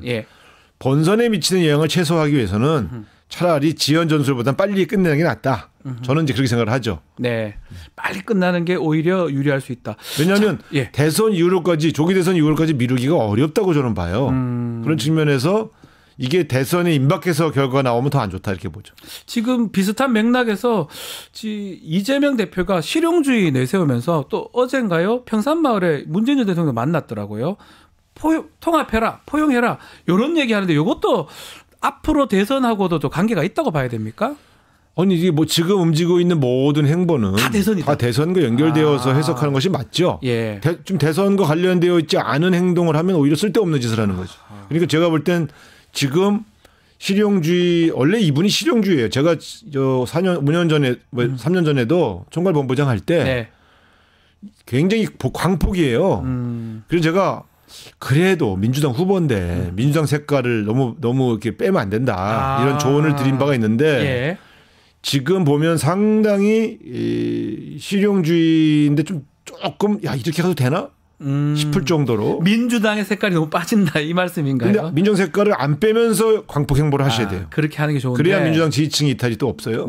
또 사실은 이번에 촛불 민심도 있고 이게 예를 들면 진보 민심 자체가 또 이탈하면 안 되지 않습니까? 그렇기 때문에 민주당의 물은 안 빼면서 광폭 행보로 실용주의로 가시는 것은 저는 괜찮다고 봅니다. 그런데 민주당의 색깔은 빼면서 실용주의 광폭 행보로 가면 민주당과 범진보 지지층 일부가 또 빠질 수가 있어서 이게 참 어려워요. 그런 게 필요하다고 보는데 통합 행보는 아직은 문재인 대통령에게 설 만나서 인사 간 거 잘했지만 이후에 과연 어떤 형태의 행보를 통합 행보라고 할 거냐 하는 걸 보여줄 거냐 하는 건 좀 봐야죠. 봐야 되는데 이제 다른 주자들도 뭐 예컨대 김경수 전 지사라든지 김동연 지사라든지 또 김부겸 전 총리라든지 특히 김경수 전 지사 같은 벌써 SNS에 글을 쓰면서 이게 약간의 논란이 되는 것 같습니다. 어떻게 보고 계십니까? 아니 저는 어차피 그 조기 대선 온다고 보면 또 대선이 조금 늦어진다 하더라도 대선은 이제 원래 시점보다는 빨라질 거 아닙니까? 빨라지겠죠. 이제는. 그런 측면에서 본다면 대선 국면이 열린다고 하는 건 결국 경선 국면이 열리는 거거든요. 그러면 경선에서 뭔가 많은 국민들의 관심을 끌 수 있는 그런 장이 만들어지는 것은 오히려 반겨야 될 일이죠. 만약에 경선 없이 그냥 그 이재명 후보 그냥 단독으로 그냥 선출되면 이 컨벤션 효과라는 게 아예 없잖아요. 반면에 국민의힘은 상당히 컨벤션 효과가 있을 수 있는 후보들이 대기하고 있단 말이죠. 많죠. 그렇게 국민의힘 많습니다. 그렇게 다 본다면 우리도 다양한 후보들이 등장해 주는 것을 반겨야 될 일이지 저기에 마치 무슨 이재명 대표에 대한 공격이 시작됐다. 이런 느낌으로 받아들이는 건 저는 온당치 않다고 봐요. 그러면 우리가 경선을 할 수가 없고 경선에도 올 수 있는 컨벤션 효과를 볼 수가 없죠. 통합의 핵심은 자유로운 경선이 진행돼야 통합의 느낌이 듭니다. 근데 예를 들어 지금 이재명 후보를 사랑하는 분들이 그 통합은 말로는 통합을 주장하면서 경선에 나온 다른 약간의 성향이 다른 분들을 공격하기 시작하면 통합은 물 건너. 통합하기는 어렵다. 그게 더 나쁘게 작용할 것이다 이렇게 보시는 거군요. 나쁘게 작용한다기보다는 긍정적인 시너지 효과를 내기 위해서는 조금 지혜가 필요한데 저는 뭐 그 김동연 지사든 김경수 지사든 뭐 그 누구든 저는 안 나갑니다. 분명한 거. 나가셔야 되는 거 아닙니까? 아니 갑자기 왜 마음에 드는 말씀을 아니 진짜. 그래서 이렇게 다양하게 나오는 후보군들이 다양한 세력의 대표로 나와서 경선에 참여하고 경선이 끝난 다음에 흔쾌하게 이재명 대표가 만약에 후보가 된다면 다 도울 거 아닙니까? 당연하죠. 그게 통합이에요. 근데 만약에 경선에 못 나오게 하거나 경선 때 상처를 주면 에이 나 안 해버려. 그러면 그 사람들 지지층이 안 도우면 그만큼 손해지 않습니까? 그렇죠. 그래서 이 컨벤션 효과는 사실은 1위를 달리는 후보가 훨씬 더 열어줘야 됩니다. 예, 그리고 그 자기와 경선하는 후보들에 대한 공격이 시작되면 그거 막아줘야 돼요. 예. 그게 통합 행보예요. 자, 국민의힘도 한번 짚어보면 여권에서 움직임은 많은 것 같아요. 오세훈 시장이 이제 서울시장 경험은 공공재다. 출마 묻는데 답변을 그렇게 했습니다. 대선 출마 시사한 발언이라고 봐야 됩니까? 뭘 시사를 해요? 100% 출마 선언이 무조건 출마 선언이다 아니, 이거는. 그건 뭐 아니 사실 오세훈 시장이 이번에 네. 제일 좋은 찬스 아닙니까? 그렇죠. 예, 그런 측면에서 이미 시장을 사선을 하셨는데 시장 5선에서 뭐 할 거예요? 이제 나이도 많고 네. 그렇기 때문에 올해로 66세 아닙니까? 한국 예. 나이로? 그러면 이제 63세 만으로. 예. 그러니까 이제 도전해야 돼요. 도전은 100% 확실하다고 보고 지금 움직이는 모든 행보는 대선과 관련되어서 움직이고 있다. 이렇게 해석하시면 됩니다. 한동훈 전 대표는 어떻습니까? 좀 그분도 조용한 것 같기도 하고. 아니 그분도 이번에 출마를 안 하면 예. 뭐 하실 거예요? 다 나올 것이다. 그래서 다 나올 것이다. 출마할 것이다. 다는 뭐 다라고 말할 수 없지만 출마의 그 가능성이 있는 사람들은 대체로 다 출전을 한다고 봐야 되죠. 다만 네. 저는 한동훈 대표가 가장 마지막에 출전할 거라 이렇게 보는데 가장 마지막에. 예. 예. 그러면 지금 뭐 조사의 차이는 좀 있지만 김문수 장관이 제일 높지 않습니까? 여권 내에서는. 네. 그러면 이 사람들이 다 나오면 근데 김문수 네. 장관이 나오실 수 있을까요? 그건 모르겠습니다. 근데 계속 여론조사에 자꾸 잡히니까요. 예. 뭐 그분이 나오시는 게 저희는 제일 좋습니다. 아, 그렇습니까? 네. 어떤 의미입니까? 편하다 이런 의미로 들리기도 하고요. 그러니까 이분이 네. 어떻게 보면 극좌에서 극우로 간 일종의 이 소위 말하는 변신의 규제, 좋게 네. 말하면 변신이고 나쁘게 말하면 변절인데, 그러니까 공격 포인트가 꽤 있고요. 그리고 지역도 대구시장 나간다고 했다가 뭐 예를 들어 뭐 이렇게 경기도지사 하다가 대구시장 맞아요. 갔다가 왔다 예. 갔다 한, 그 지역도 왔다 갔다 한. 그래서 좋게 말하면 변화무쌍한 거지만 나쁘게 말하면 이익이 되는 곳에 아무 때나 왔다 갔다 한 것으로 보여질 수 있는 것이고요. 약점이 많다 이 말씀. 그렇습니다. 예. 그러니까 지금 이분은 우리가 공격할 포인트가 제일 많은 후보입니다. 그리고 워낙 극우적 발언이 많아서 네. 그 극우적 발언이 굉장히 이분의 확장성을 막을 수 있죠. 그래서 지금 보수 진영이 가장 극우적인 분을 가장 많이 지지한다는 건 그만큼 현재 보수 진영의 태도가 네. 또 간절함이 어느 쪽에 꽂혀 있는가를 보여주는 거 아니겠어요? 아하. 그런 측면에서 대선에서는 결코 유리한 후보는 아니죠. 실제로 후보가 되긴 좀 어려울 것이다 이렇게 보시는 거예요. 저는 뭐 그분이 후보가 되길 바라고 있습니다. 바라는데 실제로 쉽지는 않은 그건 알 수 것이다. 없죠. 아하. 이게 자꾸 정치 영역에서 네. 과학적 예측의 영역이 아닌 것을 물어보시는 거는 좀 답변하기 어렵습니다만 제가 볼 때 그분이 되신다면 저희가 가장 그 뭐라자면 맞상대하기 편한 후보입니다. 민주당은 유리하다. 유리할 것이다. 윤석열 얘기 좀 넘어가 보겠습니다. 옥중에 지금 있는데 서신으로 계속 메시지를 내고 있습니다. 어떻게 봐야 됩니까? 아니 이분은 계엄령 선포 이후에 예. 탄핵되고 사법 처리되는 이 일련의 과정을 일관되게 진실과 사실을 다투기보다는 네. 또 법률적인 쟁점을 다루기보다는 대중 선동에 몰입하고 있어요. 그러니까 마치 본인이 유튜버인 양 움직이고 있어요. 유튜버인 양. 네, 극우 예. 유튜버인 양 예. 한 축을 담당하고 있죠. 그래서 상당히 그게 효과가 있다고 판단하고 있는 것 같아요. 아하. 그래서 지금 그분이 하는 멘트들을 쭉 보면 사실에 가까운 얘기들이 없어요. 거의 망상이에요. 탄핵 심판 가서도 좀 엉뚱한 얘기들을 계속 하는 것 같습니다. 아니 그러니까 제가 보다가 예. 한 나라의 검찰총장을 한 사람이 그러니까요. 갖고 있는 법률적 품이나 품격도 없을 뿐더러 사실관계를 숨기려고 하는 비열한 모습, 그다음에 밖에 있는 국민들을 자꾸 선동해서 거리로 나오게 하려고 하는 그러한 선동가의 모습밖에는 발견할 수가 없고요. 예. 최소한 자신이 왜 어떤 고민 속에서 이런 결단을 내렸는지에 대한 최소한의 이해를 하려고 해도 네. 뭐 동의까지는 아니고 좀 이해해 주려고 봐도 도저히 무슨 말을 하는지 행설수설을 하니까 저는 정말 깜짝 놀랐어요. 이런 망상가가 네. 대한민국을 이끌어왔단 말인가. 아하. 근데 지금 하고 있는 많은 멘트들이 예. 다 선동에 필요한 멘트들만 하고 있어요. 그러니까 이거를 본인이 정말 판단해서 하는 건지 아니면 그 얘기는 뭐 아니겠지만 누가 조정을 당하는 건지 저는 본인이 판단하고 본인이 있어요. 판단한 네, 것이다. 네, 네. 근데 문제는 뭐 지금 보도가 된 거지만 벌써부터 최측근인 이상민 등이 다른 말들을 하기 시작했거든요. 아니 저는 네. 대장이 저런 사인을 보내면 그 대장이 보낸 사인에 맞추어서 아. 그 졸개들 혹은 종사 주요 임무 종사자들은 네. 입을 맞추게 돼 있죠. 지금 저렇게 내가 하는 방향으로 따라 입을 맞춰라라고 신호를 보내는 것이고요. 예. 또 한편으로는 밖에 있는 대중들에게 나는 억울하다. 나를 구해줄 사람 당신들밖에 없다. 네. 거리로 나와 걸게 해달라라고 선동하는 것이죠. 네.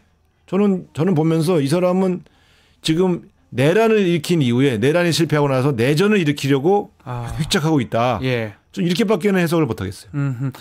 지금 말씀하신 것처럼 뭐 부하들, 참모들 중에 지금 김용현은 잘 따라가는 것 같습니다. 특히 대면하니까 어쩔 수 없이 답변하는 모양새인데. 아니 그렇게 말씀하시니까 그렇게 생각이 나네요라는 말은 네. 지금 그렇게 입을 맞추겠습니다라는 그 뜻으로 봐야 된다. 그런 얘기잖아요. 아니 이게 전 국민이 보는 생중계해야 되는 네. 화면에서 어떻게 졌다고 소리들을 하고 앉아 있어요. 그러면 다른 뭐 이상민 비롯해서 김용현이 계속 이렇게 갈 수 있는 건가요? 본인들도 처벌받아야 되잖아요. 아니 근데 이게 재밌는 게요. 네. 이상민 장관도 법조인 출신이고 다- 윤석열 대통령도 법조인입니다. 이상민 판사 출신이에요. 도대체 저게 법정에서 아, 저런 식의 증언들이 네. 과연 먹힐 수 있다고 생각하는지 아하. 대한민국 사법부를 네. 우롱하는 얘기죠. 근데 다만 저는 이렇게 봐요. 안 먹히면 사법부가 편파적이고 잘못된 판단을 냈다고 공격해서 또 폭동을 일으키게 하려고 하는 아하. 그런 의도로밖에 안 보여요. 제가 아까 말씀드렸습니까? 예. 법률적 품격이나 법률적 합리성을 도저히 발견할 수가 없다. 그런 측면에서 그럼 목표가 뭐냐? 목표가 뭡니까? 저는 선동을 통해서 아. 판을 엎어보겠다는 거 말고는 합리적인 법률적 싸움으로는 이길 수 없다고 보고 국민들을 선동해서 정치적 압박, 사회적 압박을 가해서 살아나 보려고 하는 그 수를 쓰고 있다고 보는 것이죠. 그 상황에서 가장 좀 답답하다고 해야 되나요? 이게 이해할 수 없는 게 국민의힘 정당이거든요. 네. 언제까지 저렇게 하는 겁니까? 끊어야지 대선을 치를 수 있는 거 아닙니까? 아니 그러니까 상식적으로? 저는 상식적으로 보면 이제 탄핵이 받아들여지면 어쩝니까? 그 다음에 다시 그 틀에서 빠져나오려고 하나? 저도 사실 잘 모르겠어요. 왜냐하면 그건 시간이 너무 짧지 않습니까? 아니 그래서 저는 그러면 이번 선거를 윤석열 대통령에 대한 탄핵이 옳았냐 글렀냐로 가져가겠다는 소린가? 그러니까요. 언제든지 결정을 빨리 내려야 되는 거 아닙니까? 그 싸움으로 하면 우리가 불리하지 않죠. 무조건 윤석열 구도로 가는 거는 윤석열에 대한 평가로 가자는 것은 저희가 나쁘지 않죠. 근데 지금 네. 국민의힘의 태도는 모르겠다. 일단 지금은 그렇게 가고 대선 때 가서는 새로운 대선 후보를 중심으로 캠페인하면 되지 뭐 이렇게 생각하는 것 같은데. 그러니 그게 이해가 잘 안 됐어요. 저는 윤석열 대통령의 탄핵과 사법 처리에 대한 판단을 쟁점으로 만들려고 하는 거라면 그건 실책이라고 보죠. 지금 보면 말씀대로 뭐 변호인이 예를 들어서 헌법재판관, 재판장 비판하거나 비난하는 거 뭐 저는 그건 어쩔 수 없다고 생각하는데 국민의힘의 뭐 권성동 원내대표나 주진우 의원, 뭐 국민의힘의 많은 의원들이 헌법재판관 헌재를 지금 흔들고 있거든요. 어떻게 봐야 됩니까? 국민의힘이 원래 법조인이 많기로 유명한 당이잖아요. 검사도 너무 많고요. 네, 자 권영세, 예. 권성동, 다 검사들입니다. 그 다음에 그때 관저 앞에서 데모하던 김기현, 판사고요. 나경원, 판사고요. 아니 그 판사들이 네, 자기 후배 법관이 영장을 발부한 걸 가지고 막으러 갔다. 네. 검사 출신이 갔으면 차라리 뭐라고 안 하는데 판사 출신 둘이 앞장선 걸 보고요. 망했어. 이게요. 지금 그러니까 결국 정치권에 온 법조인들이 욕먹는 거예요. 네. 예? 후배들이 뭐라 그러겠어요. 정치인만 되면 저렇게 괜찮았던 사람들이 다 망가지는구나 이렇게 생각할 거 아니에요.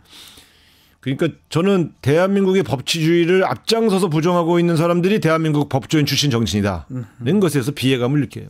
그 지금 말씀하신 것처럼 내전 말씀을 하셨는데 서부지법 폭동도 어쩌면 윤석열 아니면 그 정치인들이 어떤 보면 방조하거나 야기했다고 봐야 되는 거 아니에요? 저는 저건 무조건 보십시오. 제가 과거에 민주화운동 할 때 네. 우리가요 민정당사 점거, 미문화원 점거, 그다음에 예를 들면 파출소라든가 경찰서는 한 적이 없고 파출소 네. 같은 경우는 돌을 던진 적이 있어요. 법원은 한 적 없죠. 없습니다. 법원을 들어본 적이 없습니다. 민주화운동하면서. 우리는 90년간 그렇게 극자로 몰리고 폭도로 몰렸어도요. 법원은 건드린 적이 없습니다. 왜냐하면 그건 민주주의 최후 보루이기 때문에. 그러니까요. 그래서 거기서 우리가 한 번도 무죄를 받은 적이 없어요. 다 유죄받고 다 감옥 살았어도 예. 나와서 그 법조인의 비루함을 비판할지언정 법원의 권위를 부정한 적이 없습니다. 그런 측면에서 이번에 법원을 말하자면 침탈한 것은 네. 저는 용서할 수 없는 범죄다라고 보고요. 네. 그런데 저희가 이런 걸 해볼 때 집단적으로 들어갈 때요.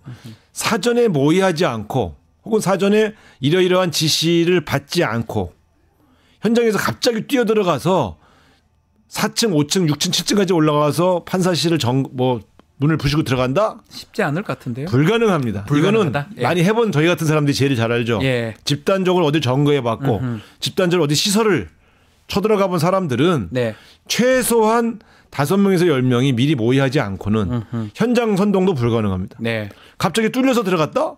그러면 그 뚫려 들어간 그 지점쯤에서 구호를 외치고 뭐 스프레이를 뿌리거나 계란을 던지고 나옵니다. 네. 건물을 부시고 들어가는 거는요. 이건 미리 조직화되지 않으면 절대 불가능하고요.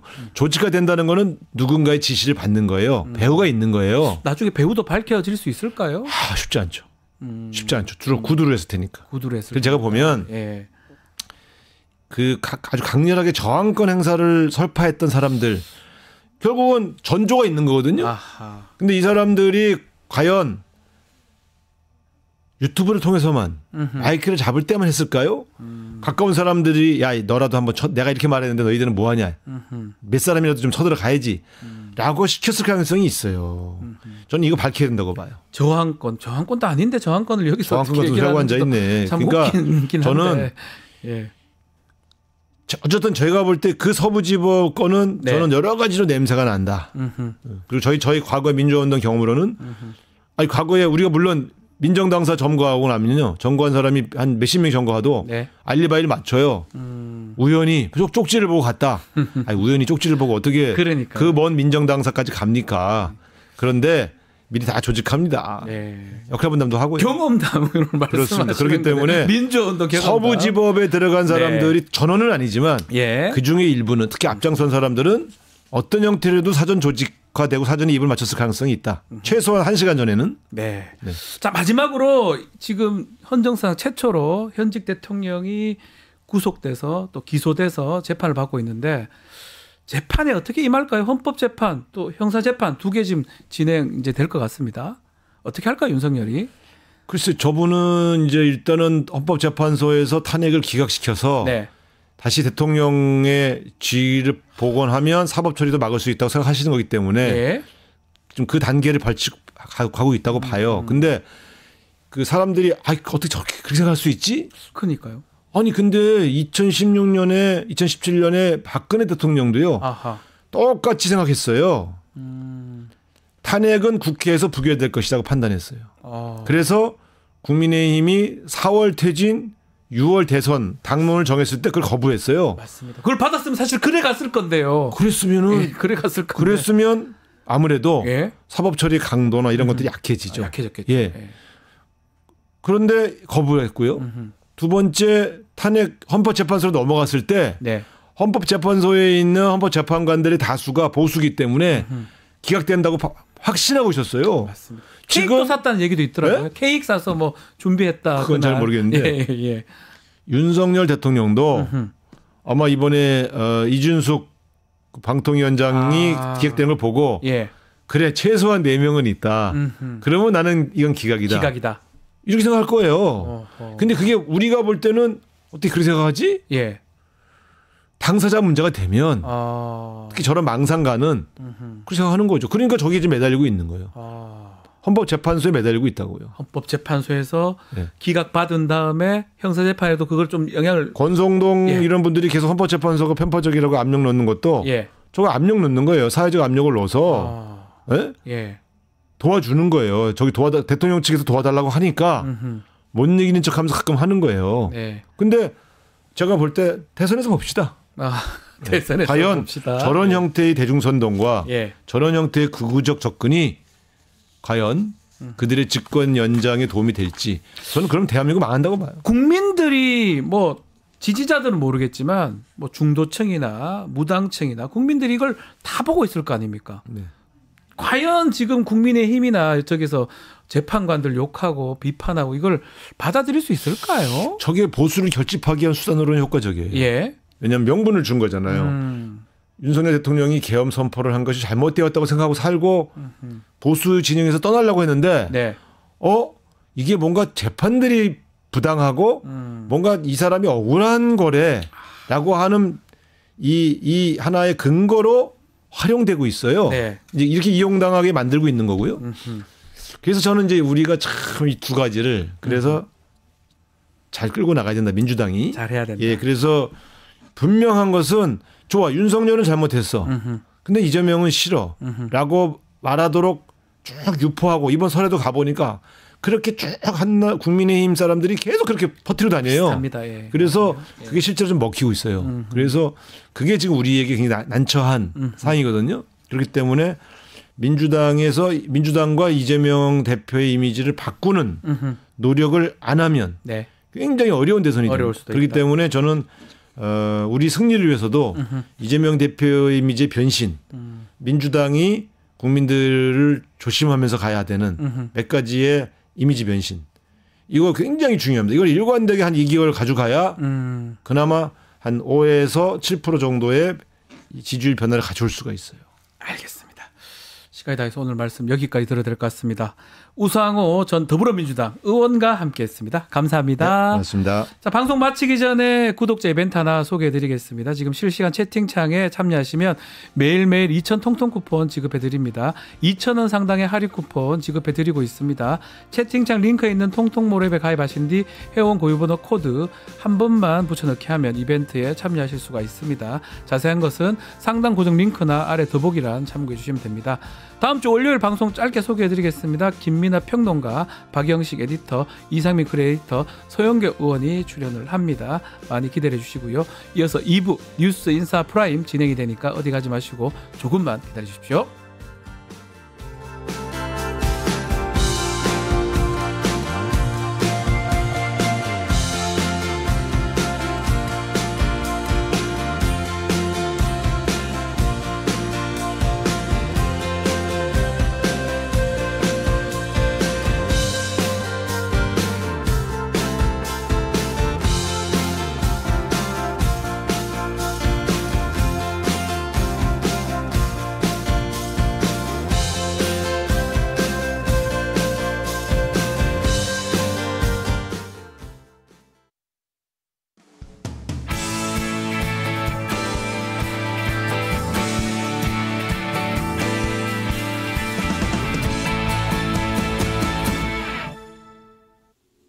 한 발 더 들어가는 고품격 시사대담 뉴스 인사 프라임 시작해 보겠습니다. 금요일 코너 세계와 K입니다. 이 시간에는 세계 속의 한국, 또 우리가 알아야 할 세계 소식 이야기를 좀 해봅니다. 무리정 평론가 함께하겠습니다. 안녕하십니까? 네, 안녕하십니까? 새해 복 많이 받으십시오. 새해 복 많이 받으십시오. 네. 자, 오늘도 외신부터 좀 다뤄보겠습니다. 지난 27일 윤석열 구속이 됐는데 네. 구속 기소가 됐죠? 그렇습니다. 외신들도 이거 일제히 보도를 했다고요. 그렇습니다. 네. 그 아마 연휴 기간 동안 국제뉴스 사실 잘 안 보셨을 그러니까요. 텐데 연휴 기간 국제뉴스를 장악한 건 트럼프 미국 대통령이었거든요. 네. 그런데 27일만큼은 딱 그날은 윤석열 네, 구속 기소가 주요 외신들의 다 탑 뉴스였습니다. 근데 제가 늘 말씀드립니다만 외신이라고 해서 우리나라 언론을 어설프게 그냥 인용 보도를 한다거나 또는 상황을 모르고 왜 그냥 뭐 한국의 윤석열이라는 대통령이 계엄을 했고 그 사람이 구속 기소됐어요. 라는 수준이 아니에요. 사실 전달만 하는 게 아니라는 거예요? 아닙니다. 굉장히 분석 기사도 많이 예. 나오고요. 자, 12월 3일 불법 계엄 선포 이후부터 지금까지 주요 외신에 있어서 윤석열과 관련된 기사들은 상당히 많이 나오고 있는 예. 상황이었고요.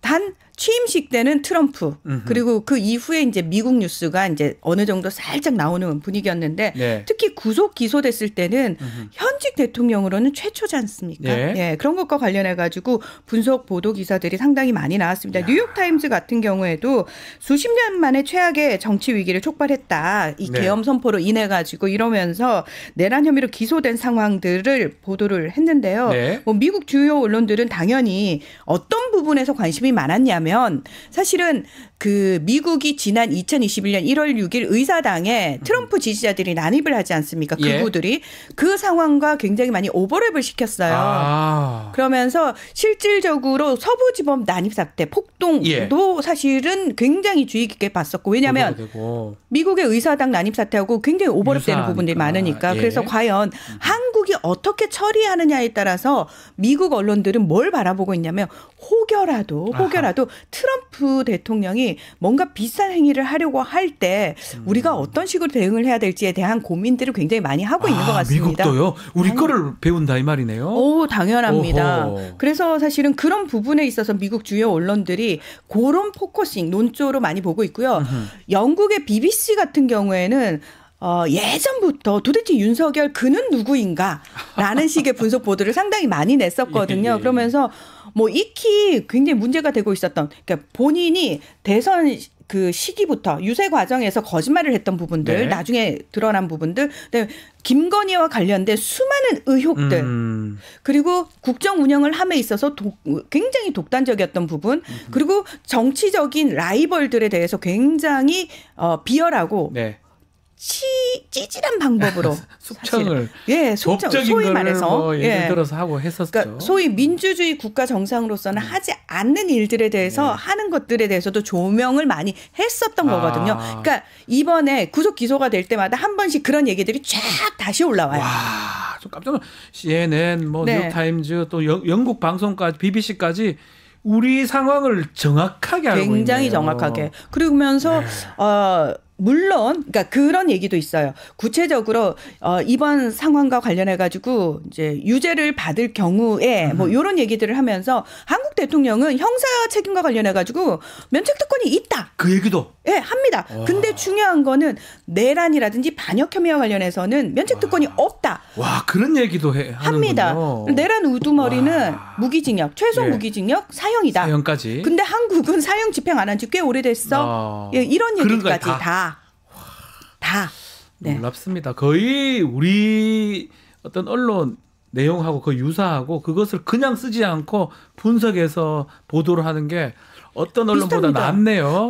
어떤 맞습니다. 언론보다 훨씬 낫네요. 사실 우리 언론들을 보면은 우리가 봤을 때는 언론사가 의도를 가진 것들이 너무 많잖아요. 그러니까요. 솔직히 말씀드려서. 그래서 정확한 사안을 보기가 좀 쉽지 않습니다. 오히려 저는 외신을 보는 게 낫다. 외신을 보시라고. 제일 답답한 게 이게 무슨 정치 무슨 쟁점화 시켜서 맞습니다. 스포츠 중계하듯이 이거 탄핵 반대 찬성 뭐 이런 식으로 자꾸 하는데 사실 그런 건 아니잖아요. 외신만 봐도 그렇지 않잖아요. 그러니까 외신도 명확하게 이걸 내란이라고 얘기를 하고 하죠. 있고요. 그리고 그 지지자들이 서부지법에 난입한 걸 폭동이라고 규정을 합니다. 그러니까 다시 말해서 외신들을 제가 뭐라고 얘기하는 게 딴 게 아니라 막 정치적 쟁점화 시켜가지고 그래도 윤석열이 잘했네 뭐 이딴 얘기를 하는 사람들한테 그러면 너 이 사안이 정확하게 객관적으로 어떤 사안인지 알아? 그랬을 때 그냥 저는 외신을 차라리 보면은 그 객관적인 사안이 보인다라는 겁니다. 오히려 우리 언론이 최소한의 언론으로서 걸러줘야 할, 잡아줘야 할 중심조차 잡아주지 않고 있는 상황에서 차라리 외신은 중심이 잡혀 있으니까요. 네. 북한도 한번 볼까요? 북한도 구속 기소 소식을 알렸던데 제가 눈에 띄는 게 가련한 처지 이렇게 언급을 했네요. 네. 자, 북한 같은 경우에는 윤석열 그 인간 자체가 싫다라는 얘기한 이유로 그 이야기를 한 이유로 북한 헌법에서 한국과 통일 안 한다. 그리고 뭐 남한, 남조선 이런 거 다 필요 없이 그냥 두 국가다 이제 너희들하고 통일할 필요 없다. 그래서 이 윤석열 관련해 가지고 기사를 바로바로 예전처럼 적극적으로 이야기를 하는 것이 아니라 외신 부분에 배치를 했다는 거예요. 그러니까 다른 나라 이야기잖아요. 우리나라가 통일할 게 아니니까 그렇죠. 외신 다른 나라, 그렇죠. 이웃 나라 당연하죠. 아우. 그래서 그러면서 다른 나라 외신들을 인용해서 그러니까 다시 말해서 한국에서 일어나는 일은 북한하고 크게 상관이 없어. 그냥 여러 개 있는 나라 중에 하나일 뿐이고 야 세상에 그 나라에서 윤석열 괴뢰가 이런 짓을 저질렀네. 그러면서 그 본인이 내란을 저질렀으니 거기에 걸맞는 지금 대가를 치르고 있다. 근데 외신들이 다 그렇게 보도를 하고 있어. 딱 이 느낌. 북한 상황도 그렇군요. 가련한 처지, 윤석열이 가련하다 이렇게 언급을 했습니다. 자, 이제 본격적인 좀 외국 국제 소식 전해주면 놀랐습니다. 중국의 딥시크 AI 스타트업 기업이죠. 네. 와 정말 비용은 싼데 비용은 얼마 안 드는데 성능이 엄청납니다. 아마 앞으로 영향을 꽤 미칠 것 같아요. 네. 싸고 좋은. 저는 사실 트럼프 1기 때 가장 시달림을 많이 당했던 나라가 중국이거든요. 중국이잖아요. 근데 중요한 거는 이번 트럼프 2기를 앞두고 중국의 분위기가 굉장히 여유가 있었던 거예요. 그래서 도대체 중국이 뭘 대비를 해놨을까? 단순히 머스크라는 중재자만 믿고 있는 건 아닐 텐데 무언가 많이 준비를 해놨나 보다. 근데 그게 뭘까가 되게 궁금했는데 첫 번째로 터뜨린 게 딥시크예요. 이거라는 거죠. 이건데 와. 이것도 사실 트럼프 대통령이 본인 취임하고 나서 바로 다음 날 예. AI와 관련해가지고 그러니까요. 엄청나게 돈을 투자하겠다라고 하면서 오픈 AI 손정이 옆에 탁 세워놓고 예. 그 발표를 했단 말이에요. 네. 물론 머스크가 그럴 만한 돈이 없을 텐데라고 약간 조롱을 하긴 했습니다만 적어도 트럼프 2기에서는 뭔가 AI와 관련해가지고 미국이 굉장히 선두에 설 모양이구나라는 걸 탁 가시를 했는데 며칠 후에 중국이 딥시크 우리 86억 원밖에 안 들었는데 뭐 이러면서 내 성능은 너무 뛰어나고 심지어 미국을 더 화나게 하는 건 딴 게 아니었어요. 나 이거 개발할 때 오픈된 소스만 가지고 개발했어. 뭐 특별한 게 필요하지 않았어. 근데 미국 입장에서는 더 당황할 수밖에 없었던 게 네. 처음 미중 무역 전쟁을 시작으로 패권 전쟁을 시작한 건 트럼프였지만 그게 가속화된 건 바이든 정부였을 그렇죠. 때예요. 그때는 아예 반도체와 관련해 가지고는 굉장히 많은 제재를 가해 가지고 중국에 제대로 첨단 기술과 관련된 제품들이 들어가지 못하게 막았단 말이에요. 그러니까요. 그러면은 결국 이게 실패했다는 얘기거든요. 바이든 정부가 그렇게 열심히 막아보려고 했지만 막지 못했다. 중국이 오히려 미국을 앞질렀다. 미국은 이런 부분에 있어서 우리 봐라 엄청나게 투자하고 우리 이거 앞으로 이거 핵심 과제로 내세울 거야. 핵심 국정 과제야. 막 이런 식으로 얘기를 했는데 중국은 우리 그렇게 떠들썩하게 필요 없이 우리는 86억 원으로 만들었네요. 예. 이러고 딱 내놓은 거죠. 야 중국이 대단한데 미국이 놀란 것 같아요. 많이 놀랐던 것 같은데 데이터 무단 수집 아니냐라면서 조사를 한다면서요. 그러니까 미국 입장에서는 네. 인정하기 싫은 거죠. 인정할 수 없는 못 거죠. 믿겠다. 당연하죠. 안 된다 이거는. 당연하죠. 너무 싸다. 네. 왜냐하면 현실적으로 그건 불가능해. 예. 불가능한데 그럼 도대체 이 중국이라는 나라에 대해서 저는 중국이라는 나라가 미국을 비롯한 서방 국가가 중국을 어떻게 바라보고 있는지가 이 딥시크에 반응하는 그러니까 미국의 상황이 그대로 말을 해주고 있다고 생각을 하는데요. 네. 첫 번째, 중국 정부는 항상 투명하지 않아. 중국 정부가 발표하는 내용들은 다 믿을 수 없다예요. 네. 당연하죠. 그러니까 미국 입장에서는 그리고 중국은 늘 우리가 뭔가를 개발해 놓으면은 러시아도 그렇고 중국도 그렇고 그걸 가져다가 베끼는 모방하는 나라야. 그렇기 때문에 이번에도 당연히 중국 정부가 투명하게 모든 걸 다 공개하지 않았을 거야. 거짓일 가능성이 크다. 두 번째, 얘들은 자체 개발했다라고 얘기하지만 아니다. 우리의 오픈 AI, 챗 GPT를 통해서 학습을 했기 때문에 네. 보나마나 자기네들이 한 것이 아니라 모방일 것이다. 우리 그것과 관련해 가지고 증거까지 가지고 있다. 이러고 이제 미국의 AI 업계 기업들까지 합심해 가지고 중국을 몰아붙이고 있는 거죠. 네. 근데 오히려 중국은 굉장히 여유가 있습니다. 무슨 얘기예요? 이런 거일수록 저는 미중이 협력을 할 수 있다고 생각합니다. 여러분이 원한다면 저희는 이 부분과 관련해서 얼마든지 여러분과 협력할 자세가 되어 있습니다. 이게 바로 대국의 자세 아니겠습니까? 라는 식으로 오히려 그걸 대치게 하고 있다는 거죠. 중국 앞으로 지금 미국이 중국에 대한 뭐 무역 제재 많잖아요. 네. 이 딥시크 이 여파 때문에 뭔가 변화가 있을 수 있을까요? 저는 사실 트럼프 2기 때는 트럼프 자체가 중국에 대해서 약간 인식이 달라진 상황이었거든요. 그래서 다시 중국과 내가 뭐 전쟁을 하겠어. 대선 유세 기간에는 그렇게 표현을 했지만 실질적으로는 원래 60% 관세 때릴 거야 했던 것도 10% 정도 수준이잖아요. 예. 그 얘기를 하면서 심지어 내가 취임 후 100일 안에 중국을 방문할 수도 있어라는 얘기도 했었고 본인의 특사를 보내기도 했었고요. 이 모든 일련의 과정들을 봤을 때 중국하고 1기 때와는 다른 모습을 보일 게 뻔해 보였거든요. 자, 그러면 딥시크가 과연 그러면 트럼프 대통령의 이 내가 약간 중국하고 다른 모습을 보일 거야라고 했던 그 다짐을 딥시크가 바꿔놓을 수 있을 것이냐? 저는 그건 아니라고 그건 생각합니다. 아닐 것이다. 네, 그건 예. 아니라고 생각을 합니다. 물론 미국이 할 수 있는 전방위적인 압박을 당연히 하겠죠. 하면서도 정치적으로 챙길 수 있는 건 또 챙기기 위해서 투트랙 전략을 좀 쓰지 두개 다 않을까. 할 것이다. 그러니까 겉으로는 딥시크 이건 문제 많아. 그리고 얘들이 투명하지 않아. 우리 거 베꼈을 거야. 야 조사할 거야 대대적으로 이러면서 막 난리를 피지만 밑에서는 트럼프가 원래 생각했던 대로 중국과의 뭐 또 다른 관계. 왜 취임식 때 시진핑 주석의 특사인 한정 부주석이 왔잖아요. 왔어요. 왔고 하시는 합의나 협력을 했거든요. 예. 예, 그런 것들이 같이 들어갈 가능성이 역시 크다는 트럼프는 거죠. 두 가지 다 투트랙 쓸 것이다 이렇게 보셨는데 네, 그거는 그렇고 지금 AI 700조 투자하겠다 공언을 했잖아요. 네. 더 투자를 해야 됩니까? 근데 중국 싸게 이렇게 만드는데 돈을 700조 하고 80메가가 너무 큰 차이인데요. 자, 트럼프는 어떤 사람이냐? 네. 야, 우리 700조, 야, 1000조로 늘려 이렇게 할 사람이 아닙니다. 아. 트럼프는 어떤 사람이냐? 700조 뻑 발표를 했는데 저희 86억 원으로 성공했어요. 자, 이걸 보면은 트럼프는 그 성격상 딱 이렇게 표현하죠. 예. 이거는 예. 우리나라 AI 업계가 반성해야 되는 부분이다. 미국 기업들 정신 차려라. 돈을 니들 쏟아부었지만 중국이 지금 저렇게 나오고 있는 거에서 니들 무슨 대책 있어? 네. 그러면서 제가 봤을 때는 기업들을 쫄 가능성이 크죠. 트럼프 입장에서는 이 상황에서도 본인이 어떻게 유리하게 가져갈 것인가를 고민을 하고 있겠죠. 그러면서 그렇지. 이건 우리 미국 기업들에게 경종을 울리는 일이야라는 표현 자체가 딴 게 아닙니다. 예. 딴 게 아닙니다. 기업들한테 저희 중국 봐.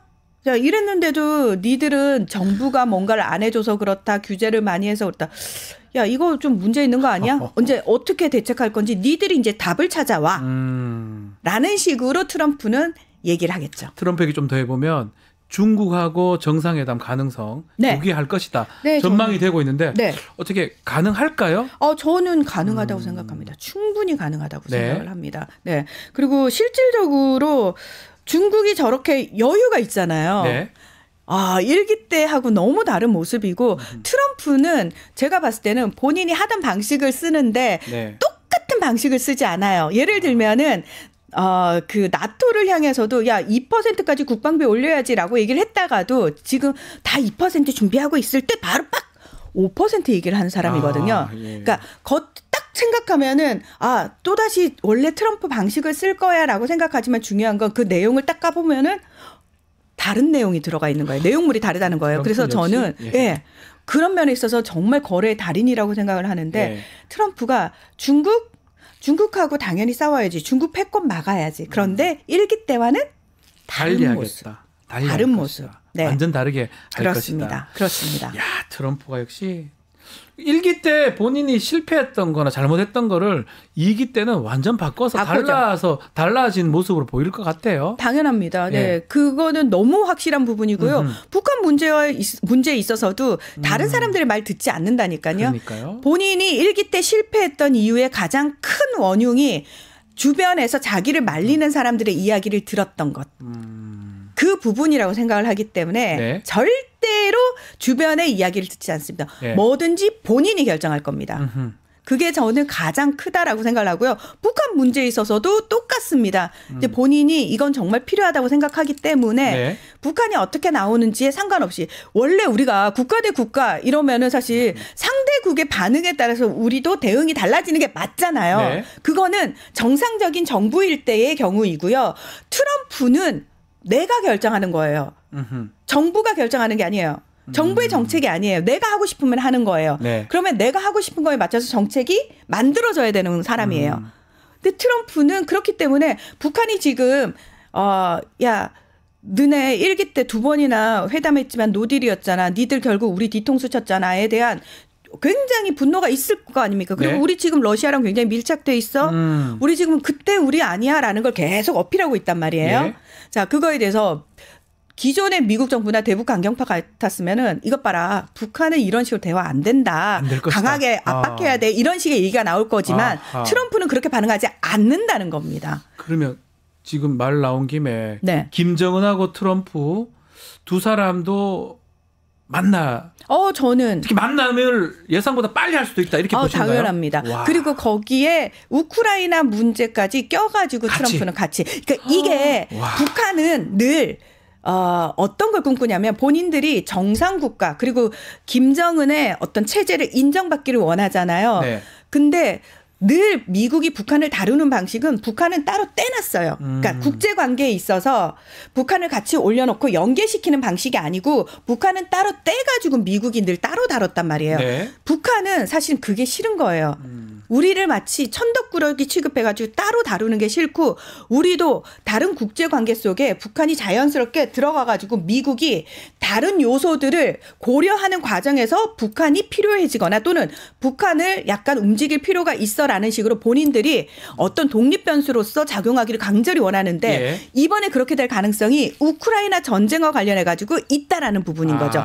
트럼프가 실제로 그 부분과 관련해가지고 약간 어필을 했거든요. 예. 일단 북한이 파병하는 걸 끊어야 되고 북한이 재래식 무기 지원하는 걸 끊어야지 러시아를 좀 더 빨리 협상장으로 끌어낼 수 있어. 자, 그러기 위해서는 단순히 자, 북한하고 미국이 외교 관계를 성립하고 이 차원이 아니라 우크라이나 문제를 해결하기 위해서라도 북한 니들의 도움이 좀 필요한데 라는 식으로 북한은 끌려 들어가길 기다리고 있는 거죠. 그리고 실제로 그렇게 될 가능성이 있다. 커졌습니다. 근데 좀 최근에 보면 핵물질 시설에 방문했더라고요, 김정은이. 그건 어떻게 봅니까? 이게 전략적인 겁니까? 아니면 핵 우리 있다 뭐 그 얘기를 하려고 하는 겁니까? 그러니까 그런 두 가지 의미가 다 있는 거죠.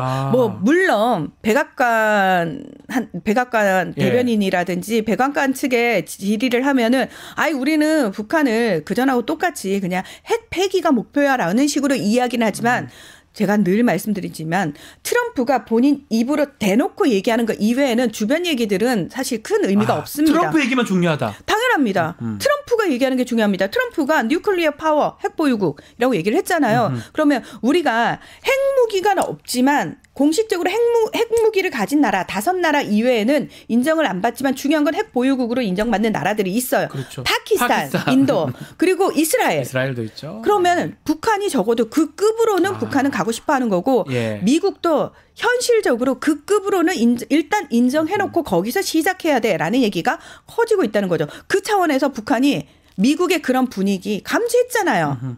맞아요. 정확하게 보셨습니다. 지금 저희 북한은 이런 상황인 거예요.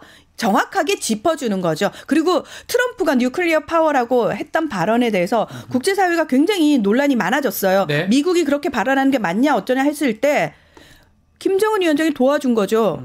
보세요. 있습니다. 있는걸요?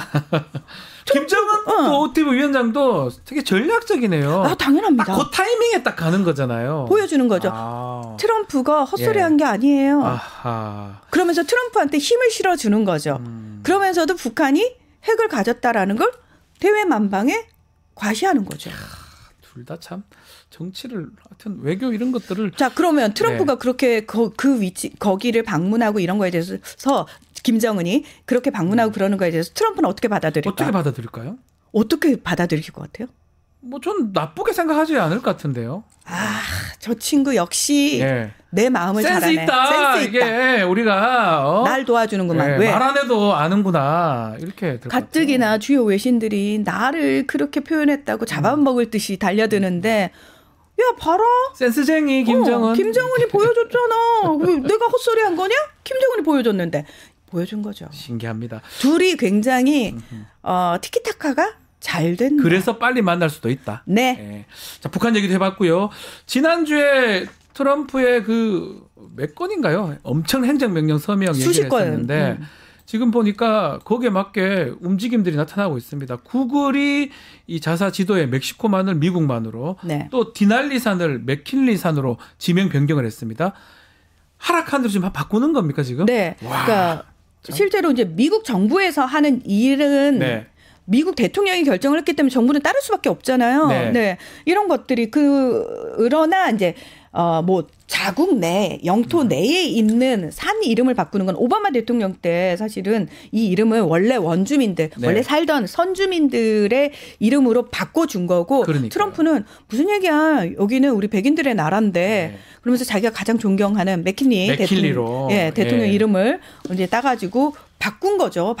근데 미국만 같은 경우에는 이건 미국이 여기부터 여기는 미국만 될 문제는 아니거든요. 이거는 멕시코인데. 그렇죠. 멕시코가 있는데. 그렇죠. 그래서 미국 내에서 통용될 때는 미국만이라고 지들이 부르겠지만 국제사회에서는 아직도 이제 국제 사회에서 가장 통용되던 말 그걸로 이제 부르는 상황이 벌어지는 거죠. 예. 근데 이런 것 자체가 저는 의미하는 게 되게 크다고 생각을 해요. 네. 그러니까 트럼프는 많은 분들이 도대체 트럼프는 지멋대로고 독단적이고 가짜 뉴스와 그리고 진실을 살짝 섞거든요. 그러니까 트럼프는 무턱대고 거짓말만 하진 않아요. 네.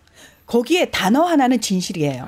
그런 식으로 섞는단 말이에요. 예. 그래서 도대체 이 사람은 처음부터 끝까지 믿을 말이 없어라고 얘기하는데 그렇게 치부해버리면 아무것도 이해할 수 없고 문제 해결되지 않습니다. 지금 전 세계가 트럼프 2기 들어서 가지고 1기 때와 입장을 완전히 다 바꿨잖아요. 네. 1기 때는 다 무시하고 비판했다면 지금은 어떻게든 트럼프와 협력을 하기 위해서 자 거래의 달인? 그래요. 원하는 게 뭐예요? 우리는 이거 줄 수 있는데 이거 주면 우리한테 이만큼 깎아줄 수 있어. 지금 이걸 시도하고 있는 상황이잖아요. 아하. 그런 차원에서 다들 보셔야 되고 그리고 거기서 우리도 대응책을 찾아야 되는 게 맞는데요. 네. 자, 트럼프는 원하는 게 그거예요. 사람들이 다 말도 안 돼. 그게 되겠어 하는 거를 도전하는 걸 굉장히 좋아해요. 사업가네, 사업가. 그렇습니다. 네. 대통령이 될 때만 해도 2016년에 다 정치 아웃사이더잖아요. 그렇죠. 그러면 사람들이 뭐라고 그랬어요? 아유, 미국 공화당이 아무리 멍청이어도 설마 저런 사람을 대선 후보로 뽑겠어요? 어머나 뽑혔네. 아유 그래요. 공화당에서는 어떻게 했다 치더라도 운이 좋아가지고 그런 일이 이뤄졌다 하더라도 설마 본선에서 되겠어? 어머 됐네. 대통령이 돼버렸네. 트럼프는 그런 사람이에요. 자, 근데 트럼프가 그런 식으로 말 그대로 본인 혼자 도장 깨기를 하고 있는 상황에서 네. 전 세계가 다 그 도장 깨기에 의해서 재편이 되는 걸 눈으로 확인하고 있는 걸 트럼프는 즐기는 거예요. 우월감을 가지고. 그래서 아니 트럼프 같은 사람이 뭐가 아쉬워서 노벨 평화상에 목을 걸지 싶잖아요. 예. 트럼프는 그걸 노리는 거예요. 설마 아무리 노벨상이 권위가 떨어졌어도 트럼프 같은 사람한테 평화상을 주겠어? 내가 받을게. 내가 받을게. 그런 의미가 있네요. 당연하죠. 와. 트럼프는 그런 생각을 가진 사람이에요. 사람들이 다 안 돼. 말이 돼? 그래? 내가 말이 되게 해줄게. 와. 나 트럼프야. 이걸 보여주고 싶어하는 사람이라는 거죠. 마지막으로 요거 하나만. 그린란드.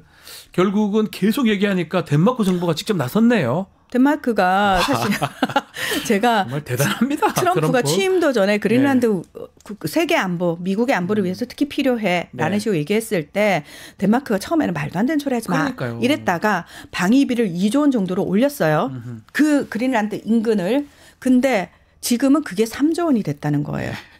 결국은 계속, 움직이잖아요. 계속 돈 올리니까 덴마크 정부가 움직였습니다. 그러니까 제가 앞서서 말씀드린 거 똑같잖아요. 사람들이 말도 안 되는 소리 하지 마요. 남의 나라 영토를 가지고 무슨 소리입니까? 이랬는데 결국은 덴마크 정부가 움직이잖아요.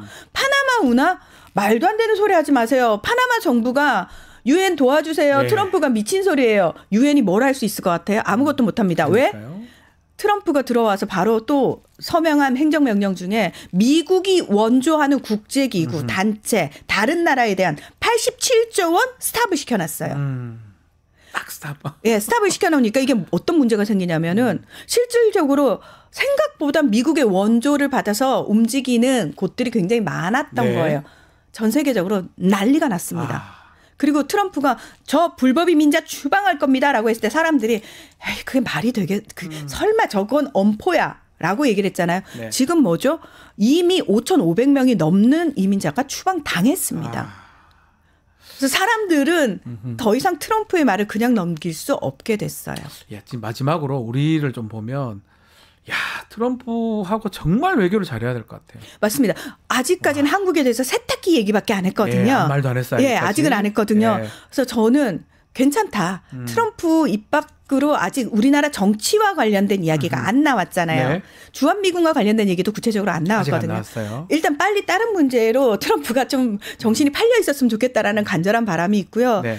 트럼프 입에서 안 나왔기 때문에 우리는 기회가 있다. 아. 그리고 트럼프 입에 제가 트럼프 입을 중시하라고 늘 말씀드리지 않습니까? 트럼프만 봐라. 트럼프만 봐라. 트럼프만 봐라. 옆에 사람 필요 없다. 필요 없다. 트럼프만 봐라. 트럼프만 봐라. 그래서 트럼프를 우리가 빨리 새 대통령이 뽑혀가지고 만나면 된다. 만나서 얘기하고 정말 중요한 시점이 이제 아닌가 생각이 들어요. 그 사이에 그 미국에 실질적으로 진출해 있는 우리 기업들은 엄청 애가 탈 겁니다. 그러니까요. 우리가 거의 무정부 상태이기 때문에 불확실성을 빨리 해결해 줘야 됩니다. 그렇습니다. 뭐 누가 집권하든 빨리 이제 대통령이 돼서 트럼프랑 얘기도 하고 뭔가 확실성으로 가야지만 그렇습니다. 기업들이 살 수가 있는 거 아니겠습니까? 일단 트럼프를 만나는 게 우리 대통령이 트럼프를 만나는 게 정말 최상목 중요합니다. 이런 사람이 만나면 될 일이 아니고 대통령이요. 한덕수 뭐 이런 사람도 안 되고 국민의 지지를 받는 대통령. 국민이 찍어준 대통령. 그렇습니다. 그래서 빨리 상황이 정리가 돼야 된다도 이렇게 연결이 되네요.